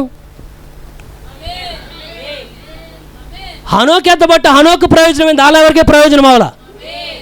ఎవరికైనా అర్థమవుతుందేమో, వాళ్ళు అక్కడే ఉన్నారు. ఇంకా హనోకు నేను ఎత్తబడ్డాను అన్నాడు, కానీ వాళ్ళు అంటున్నారు కానీ మేము ఎక్కడే ఉన్నాం అన్నాడు. సరే, మీరు చూడండి, ఏలియా ఎత్తబట్లోకి వెళ్ళాడా? అవునా? కానీ యెహోషువ ఎక్కడున్నాడు? ఎంతమందికి అర్థమవుతున్నదో? అంతకుముందున్న గొప్ప వాళ్ళు ఎక్కడున్నారు? కాలేబ్ ఎక్కడున్నాడు? అక్సా ఎక్కడ? అందరి కింద ఉన్నారు. కానీ యేసు ప్రభు ఎత్తబడిన తర్వాత ఎంతమందికి అర్థమవుతున్నదో? ఇది ఆయన ఒక్కడే ఎత్తబట్టు కాదండి, కింద నా పరదేశం మొత్తాన్ని కలిసి తీసుకెళ్ళిపోయాడు ఆయన. ఎంతమంది నమ్ముతారా ఆయన ప్రధానమని? ఆయన సాక్ష్యం ఇస్తున్నాడు, ప్రధానం ఎత్తబట్ట ఆయనది. ఓకే, దాని తర్వాత ఇంపార్టెంట్గా ఉన్న ర్యాప్చర్ ఎవరిది బ్రదర్? ఎందుకనంటే మొట్టమొదటి సంఘాలను చనిపోయారా? రెండో వాళ్ళు ఏమయ్యారు? మూడో వాళ్ళు ఏమయ్యారు? నాలుగో వాళ్ళు ఏమయ్యారు? ఐదో వాళ్ళు, ఆరో వాళ్ళు ఏమయ్యారు? ఏడో వాళ్ళు ఏమవుతారు? కొంతమంది చనిపోతారు, కానీ కొంతమంది అయితే వాళ్ళు సజీవంగా ఉండగానే అప్పుడు మన మొక్కలమే కాదు, ఆల్రెడీ చనిపోయిన 7 సంఘకాలాలు. ఎంతమందికి అర్థమవుతున్నదో? ముందు చనిపోయిన వాళ్ళ దేహాలు కూడా మార్పు చెందుతాయండి. ఎంతమందికి అర్థమవుతున్నదో? అప్పుడు అందరం కలిసి ఎక్కడికి వెళ్తామంటే, ఎంతమంది అక్కడికి వెళ్ళాలని కోరుతున్నారు? ఆర్భాటంతోనూ. ఎంతమంది ఆర్భాటం నమ్ముతున్నారు? ఆర్భాటం ఒక వాగ్దానం తెలుసా? ర్యాప్చర్ ఈ మెసేజ్ ఒక ప్రామిస్ తెలుసా? మన ఉద్దేశం ఏంటంటే చచ్చిపోతూ ఉంటే దేవుడు పోన్లే దయ లేదండి. పౌలు రాసినప్పుడు ఆర్భాటం అని రాసినప్పుడే ఈ వాగ్దానాన్ని పౌలు ద్వారానే దేవుడు పరిశుద్ధాత్ముడు వాగ్దానం చేసి పెట్టాడు. ఏమనంటే ఒకరోజు ఆర్భాటం ఖచ్చితంగా వచ్చి తీరినది. ఎవరికో ఒక ర్యాప్చర్ ఉంది, వాళ్ళ కోసం ఆర్భాటం రానే ఉన్నదని. ఎంతమందికి అర్థమవుతున్నదో? ఈ ఆర్భాటం మిమ్మల్ని నన్ను ఏం చేస్తున్నది? నీ జుట్టు ఎలా ఉండాలో సరి చేస్తుంది, కన్ను ఎలా ఉండాలో సరి చేస్తుంది, మాట ఎలా ఉండాలో సరి చేస్తుంది, నడక ఎలా ఉండాలో సరి చేస్తుంది. ఎంతమంది ఉన్నారు నాతో పాటు? మనసు ఎలా ఉండాలో సరి చేస్తుంది, హృదయంలో ఏ భారం ఉండాలో సరి చేస్తుంది, ఏ భారం ఉండకూడదో సరి చేస్తుంది, హృదయంలో ఎవరు సింహాసనాశీలుగా ఉండాలో మొత్తం ఎవరంటే ఆర్భాటం షౌట్ అనేది ఏం చేస్తున్నదంటే నన్ను రెడీ చేస్తున్నది. ఎంతమంది దీన్ని స్వీకరిద్దామని కోరుతున్నారు? ఆర్భాటం తర్వాత ఏం జరుగుతుందండి? ప్రధాన దూత శబ్దం అంటే మృతుల్లో నుండి ఆయన కేకే అందరినీ లేపును. ఎంతమంది ఆమేనంటారు? సరే, దాని తర్వాత ఏమిటి? దేవుని. కానీ నిజంగా ప్రధాన దూత శబ్దం చేయగానే మన దాంట్లో చనిపోయిన మార్తమ్మ గారు, కాళమ్మ గారు, వీళ్ళందరూ మన ముందులాగా మనం ఇంకా నడుచుకుంటూ వెళ్తూనే ఉంటాం. ఈ లోపల సెకండ్ ఇలాసిపోతుంటారు సమాధిలో. 1 సెకండ్ అలా జరిగిన ఫ్లో. నెక్స్ట్ ఎవరు తెలుసా? ఇప్పుడు అందరు కలిపి ఒక్క మీటింగ్ అక్కడ జరుగుతూ ఉంటుందంట. అక్కడ ఎవరికి తల్లింటికలు ఉండవండి. ఇక్కడ మీరు మా అమ్మ అని ఎవరు మీరు పిలిచిన ఫీల్ అవ్వమాకండి. అక్కడ మనం ఎప్పటికీ సిస్టమే. మనం అక్కడ ఇక్కడ ఎవరు నేను అంకులు పిలిచా, నన్ను మనం పిలిచి ఒక అమ్మాయి 10th క్లాస్ ఇంటర్ క్లాస్ చదువుతుంది, రోడ్డు మీద వెళ్తూ ఉంది. నేను అక్కడ కూర్చొని అక్కడ పప్పు ఉండేదో తింటున్నాను, అక్కడ మిగతా ఏమైనా తినకుండా ఆరోగ్యవంతంగా తింటున్నా. ఆవిడ వెళ్తా చూసి అంకుల్ 10th క్లాస్ ఇంటర్ చదువుతుందాం, అంకుల్ నిర్మాణం ఎనిక పాడెక్కడ అంది. నేను అంకులా? మళ్ళా నాకు నిడమానూరు వెనకే పడే అక్కడ. సరేలే అమ్మ వెనక్కి వెళ్ళి ఇక్కడ కాదులే, నువ్వు నిడమారు వెనకే పడవుతాడు. కానీ అక్కడ మిమ్మల్ని అంకులని ఎవరు పిలవరండి. యవ్వనస్తుల మీటింగ్ జరగబోతుంది అక్కడ. మీరు ఎవరైనా చూడాలనుంది ఎలా ఉంటారో? ఎవరైనా చూడాలనుంది ఎలా ఉంటారో? ఏం చేస్తారు? ఇంటికి వెళ్ళండి. మీకు ఏమైనా ఫోటో ఆల్బమ్ ఉందా? ఇంటి దగ్గర పాత పెళ్ళప్పుడుది ఉందా లేదా? ఒకసారి ఫోటో తీసి చూడండి. ఆ ఫోటో ఏంటి? ప్రూఫ్ మీకు. ఒకరోజు ఎలా ఉంటావంటే, ఈరోజు నువ్వు అంకుల్ అన్నావు, మా అమ్మ అన్నావు, తాత అన్నావు, నువ్వు రకరకాల పేర్లు పెట్టి పిలిచావు, కానీ ఒకరోజు అలా ఉండను నేను. నన్ను పిలిచిన వాళ్ళైనా కొంతమంది ఒకళ్ళు రక్షణ లేకపోతే కిందకి వెళ్ళిపోవచ్చు, మీరు అంకుల్ తాతలు అయిపోతారు. కానీ నేనైతే అంకుల్ కాదు, తాత కాదు, ఏం కాదు. ఎప్పుడేమంటే ఎవరైనా అన్న తమ్ముడు అని పిలవాల్సిందే నన్ను. ఎంతమంది ఇష్టపడుతున్నారు దాన్ని? మన గురి ఏంటి? ఆయన బూర మోగాల్సినదే, మనందరం సమకూడబడవలసినదే. ఎంతమంది ఇష్టపడుతున్నారు? సరే, ఆయన బూర మోగాలంటే మనం ఏం చేయాలి? ఆయన శబ్దం మనల్ని తాకాలి. ఎంతమందికి అర్థమైనదో? ఆర్భాటం కొంచెం ఫాస్ట్గా. ఇప్పుడు మళ్ళీ అక్కడ సమాజంగా సమకూర్చేది ఎవరు? Youth meeting. బోర మళ్ళీ సమకూర్చుదండి. ఎంతమంది ఆ బోర యొక్క దానిలో మనం ఉండాలని కోరుతున్నాం? నువ్వు బోర్లో ఉండాలంటే దేనిలో ఉండాలి? ఖచ్చితంగా. ఎంతమందికి అర్థమవుతున్నదో? దేవుని యొక్క శబ్దంలో మనం ఉండాలి. ప్రధాన దూత శబ్దంలో మనం ఉండాలి.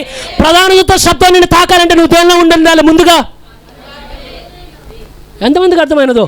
నీ గురి దనుకో, ఇది నీకు ఉండాలి, అది ఉండాలంటే ముందు ఉండాలి. కారణం ప్రవక్త చెప్పేటప్పుడు అంటున్నాడు, అయ్యా ఆ ప్రధాన దూత శబ్దం ఏదో కాదు, ఆయన ఎప్పుడైతే కల్వరిలో ఒక్కసారి కేక వేశాడో పాత నిబంధన పరిశుద్ధులందరూ తిరిగి లేశారు. మీరు గమనించండి, పాత నిబంధన పరిశుద్ధులు అంటే పాత నిబంధనలో ఉన్న ఆ పరదేశం వాళ్ళు లేచినప్పుడు ఆయన కేక వేయంగానే కయ్యూరు బయటికి రాలా, ఆయన కేక వేయంగానే యేసో బయటికి రాలా, ఆయన కేక వేయంగానే ఫరో దగ్గర ఉన్న 8 ఎంబరీలు బయటికి రా. వాళ్ళు కూడా చనిపోయారు కదా. కానీ ఆయన కేక వేసినప్పుడు ఎవరు వచ్చారంటే అబ్రాహం వచ్చాడు బయటికి, శారా వచ్చింది బయటికి, ఇస్సాకు వచ్చాడు బయటికి, రిబ్కా వచ్చినది అక్కడికి, యాకోబు వచ్చాడు అక్కడికి, దానియేలు వచ్చాడు. కారణం ఏంటంటే వీళ్ళందరూ వారి కాలాల్లో దేవుడిచ్చిన వాయిస్ ఆర్భాటమని స్వీకరించారు వాళ్ళు. ఎంతమందికి అర్థమైనదో అండి? ప్రవక్త అంటాడు, దేవుని వాక్యం అందరి దగ్గరికి కాదు అంటే ప్రకటించబడద్దు అందరికీ, కానీ ఎవరు హృదయాల్లో ఉంటుందంటే ర్యాప్చర్ కోసం ఒక ప్రజలు ఉన్నారు, వారు ఎంతమంది ఇక్కడ ఇష్టపడుతున్నారు దాన్ని? మన సూపర్ మ్యాన్ కాదండి, మన సూపర్ సైన్. ఎందుకంటే ఆదాము మన మధ్యలోకి వస్తే అంటామంట, ఏంటి ఆదాము చెప్తాడు మేము ఏదైనా తోటలు ఎలా ఉన్నామంటే, అది నిజానికి ఆదాము వస్తే ఆదామునే భయపెడతామంట మనం. ఎందుకంటే ఆదాము అంటాడు, మనం అడుగుతాం ఆదాము ఒకవేళ నువ్వు రాత్రంతా పని చేసావు అనుకో, ఇంటికి ఎలా వెళ్తాం? ఎలా ఉందా మొత్తం నడుచుకుంటూ వెళ్తాం. కానీ మేము ఎలా వెళ్తాం తెలుసా? మేము సూపర్ మ్యాన్ జీ అని వెళ్తాం. అమ్మా బండి ఉందా మీకు? మీరు ఇంట్లో ఎలా చేస్తారండి? మా ఇంట్లో బట్టలు అవుతుంది, కానీ మేము అట్లా ఏం కాదు. ఏం చేస్తాం? వాషింగ్ మిషన్ ఆన్ చేస్తాం. మీ ఇంట్లో ఏం చేస్తుంది అవ్వ అంటే రాత్రి పగలు అంట్లు తోముతూ ఉంటుంది. మేము అట్లా కాదు. ఒకవేళ నువ్వు కైన్ అయిపోయి దూరంగా వెళ్తే ఏం చేస్తామంటే ఏముంది వాళ్ళు వచ్చే వరకు. మేము అలా కాదు, సూపర్ మ్యాన్. కానీ ప్రవక్త అన్నాడు ఈ సూపర్ మ్యాన్లు అందరూ పోతాయి ఒక రోజున. ఇవన్నీ నాగరికత అనే ప్రపంచంలో ఉన్నాయి, కానీ దేవుడు విశ్వాసం అనే ప్రపంచంలోనే మనం తీసుకెళ్ళిన తర్వాత మీకు స్కూటర్ అక్కర్లా, బండి అక్కర్లా, 1000 పాలన ఎలా ఉండబోతుంది అంటారు? ఇప్పుడు చెప్పవచ్చునా? ఇప్పుడు చాలా టైం నేను తీసుకున్నాను, నన్ను క్షమించండి. 5 నిమిషాల టైం ఉన్నది. నేను ఇంకొక దయచేసి అందరూ లేచి నిలబడతాం.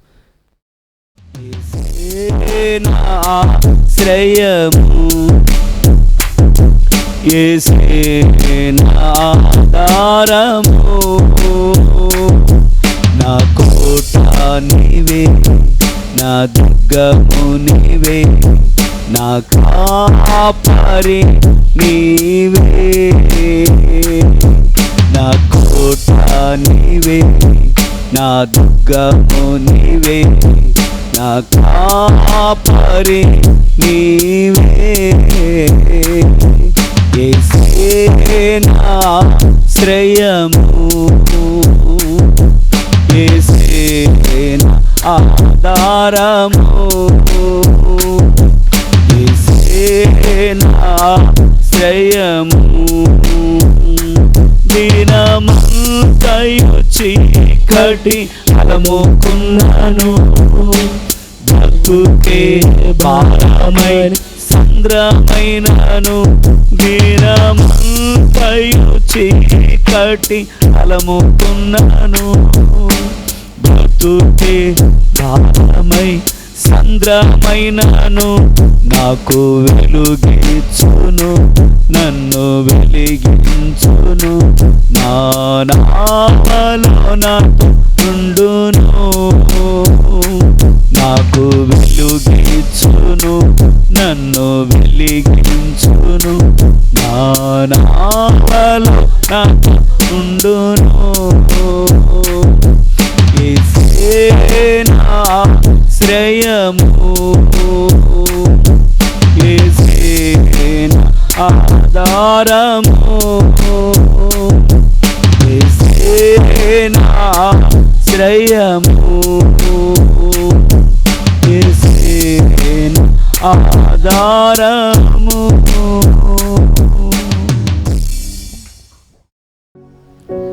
మహాగణుడైన తండ్రి, ఈ సమయం ముందు మా చేతులెత్తి అడుగుచూ ఉండినావు. హనోకు నీ దగ్గర ఎటువంటి సాక్ష్యం ఉన్నదో ప్రభువా, మేము అటువంటి సాక్ష్యాన్ని కలిగి ప్రభు మరి జీవించడానికి మాకు సహాయాన్ని దయచేయండి. సేవకులు మమ్మల్ని కొంతవరకు నడపగలరు కానీ ప్రభు పరిశుద్ధాత్మ బాప్తిసం సేవకులు మాకు ఇవ్వలేరు నాయన. హనోకును కొంత దూరం ఆదాము నడపగలడు కానీ తండ్రి, కానీ ఎత్తపట్టులోనికి ఆదాము హనోకుని తీసుకొని వెళ్ళలేడు నాయన. హనోకు హస్తం నీ చేతిలో పడవలసి ఉన్నదయ్యా, ఆ రెండు సరిపోవలసి ఉండి ఉన్నవయ్యా. మా చేతుల్ని పాదాల దగ్గర ఎత్తడుగుచూ ఉండి ఉన్నాం. మేము ఇంకా ఎవరో నడిపే స్థితిలో ఉండి ఉన్నామా? మాకు మేమే మా కళ్ళు నీ కృపను బట్టి తెరుచుకోగలిగిన ఆయన మా జీవితాన్ని మేము సరిచేసుకోగలుగుతూ ఉండినామా? మరి కృప కలిగిన నీ యొక్క హస్తములోనికి తండ్రి మా హస్తాలు తీసుకునమని అడుగుచూ ఉండినామయ్యా. మా అడుగులు ప్రజలతో కాకుండానట్లుగానైనా, మా అడుగులు లోకముతో కాకుండానట్లుగానైనా, హనోకు నీతో నడిచినట్లుగానే ఇక్కడున్న ప్రతి కుమారుడు ప్రతి కుమార్తె కూడా తండ్రి నీతో ఒంటరిగా ఆ ఒంటరి ప్రపంచంలో జీవించడానికి దయచేసి మీరు సహాయాన్ని దయచేయండి. మరి పౌలు చెప్పుచున్నట్లుగానే ఆర్భాటముతోనూ ప్రధాన దూత శబ్దముతోనూ దేవుని బూరతోనూ పరలోకము నుండి ప్రభువు దిగివచ్చును. ఓ ప్రభువా, నువ్వు దిగి వచ్చే సమయం ఆసన్నమైన మేము నమ్ముచూ ఉండినాం. ఆర్భాటం ఎక్కడో లేదు కానీ మా మధ్యలోనే ఉండి ఉన్నదయ్యా. ఈ రాత్రికాలం మమ్మల్ని నాయన రేపుచ్చున్నది అదే ఆర్భాటం అని మేము నమ్ముచూ ఉండినాం. దయచేసి సరి చూసుకున్న హృదయాలు మీరు మాకు దయచేయండి అయ్యా. మేము అల్పులం చేతులైతే అడుగుచూ ఉండి ఉన్నాం. మేము రెండు ప్రపంచాల మధ్యలో ఉండాలని కోరట్లేదు, కానీ పూర్తిగా విశ్వాస ప్రపంచంలోనికి రావాలని కోరుచూ ఉండి ఉండగా ఓ మానవాళి మన్నించమని అడుగుచూ ఉండి ఉన్నాం. లోకం మీద మాకున్న ఇష్టాలు తొలగించమని అడుగుచూ ఉండి ఉన్నాం.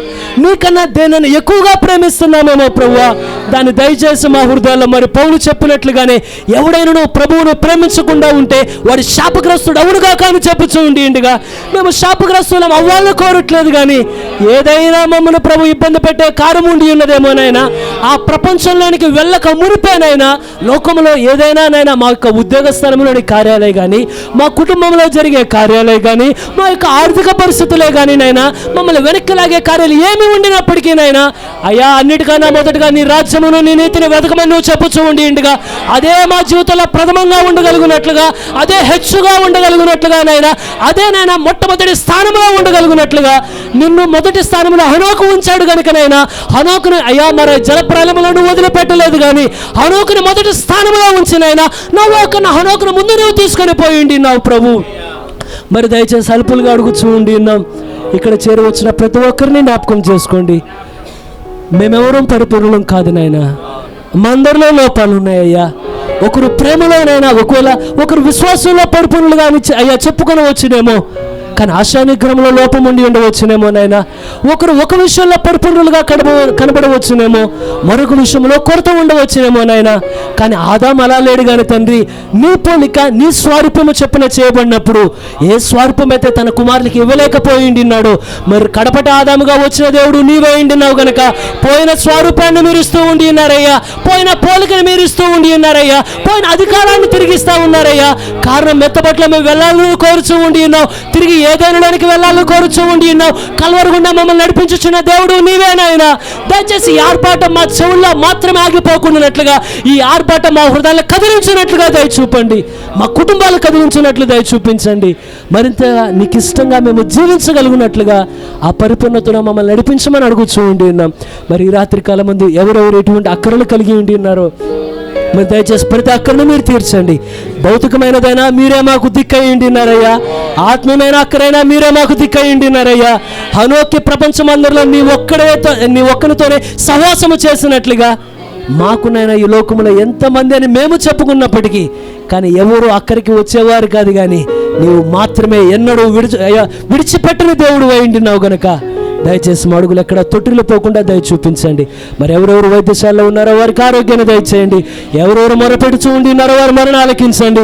ఈ రాత్రి కాలం ముందు ఎవరెవరు ఎటువంటి వేదనల చేత వారు మొరపెట్టుచూ ఉండి ఉన్నారో మరి ప్రవక్త చెప్పినట్లు మేము చెప్పవాలని కోరుచూ ఉండి ఉన్నాం. కేవలం నేనే అని కాకుండానట్లుగా ఎత్తబట్ల వెళ్ళాల్సిన కేవలం నేను ఒక్కడే కాదు నాయన, ఎత్తబట్ల వెళ్ళవలసిన కేవలం నా బిడ్డలు మాత్రమే కాదు నాయన, ఎత్తబట్ల వెళ్ళవలసిన నా భార్య నా భర్త మాత్రమే కాదు, కానీ ఎత్తబట్లకు నేను వెళ్ళాలని కోరుచున్నానయ్యా, నా బిడ్డలు వెళ్ళాలని కోరుచు ఉండినయ్యా, నా కుటుంబం వెళ్ళాలని కోరుచు ఉండినయ్యా, నన్ను ప్రేమించిన వారు వెళ్ళాలని కోరుచు ఉండినా, నేను ప్రేమించిన వారు వెళ్ళాలని కోరుచు ఉండినా, నన్ను అయ్యా ద్వేషించే శత్రువులు కూడానైనా ఎత్తబట్ల ఉండాలని మేము కోరుచు ఉండి ఉన్నాం.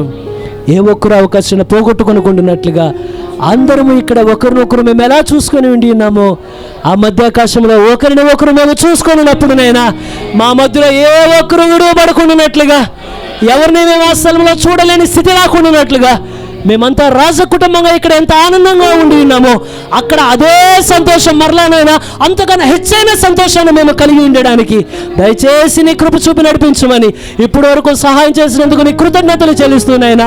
ఈ పరిచరణ మరింత అయ్యా మరి నైనా ఆత్మీయంగా దీవించండి, ఆత్మీయ విషయంలో మరింత అభివృద్ధిని దయచేయమని అడుగుచు మరి ఎత్తబట్టే వరకు నమ్మకంగా జీవించి హనోకు వంటి జీవితాన్ని మాకు అనుగ్రహించమని కోరుతూ ఈ మనవులను నీవు ప్రభువైన యేసుక్రీస్తు నామములో అడిగి వేడుకొని నాము తండ్రి. ప్రభువైన యేసుక్రీస్తు కృప, ఆయన యొక్క కనికరం, ఆయన యొక్క దయాదాక్షిణ్యములు, ఆయన రాజ్యముకై ప్రతి ఒక్కరిలో సిద్ధపాటునిచ్చునుగాక.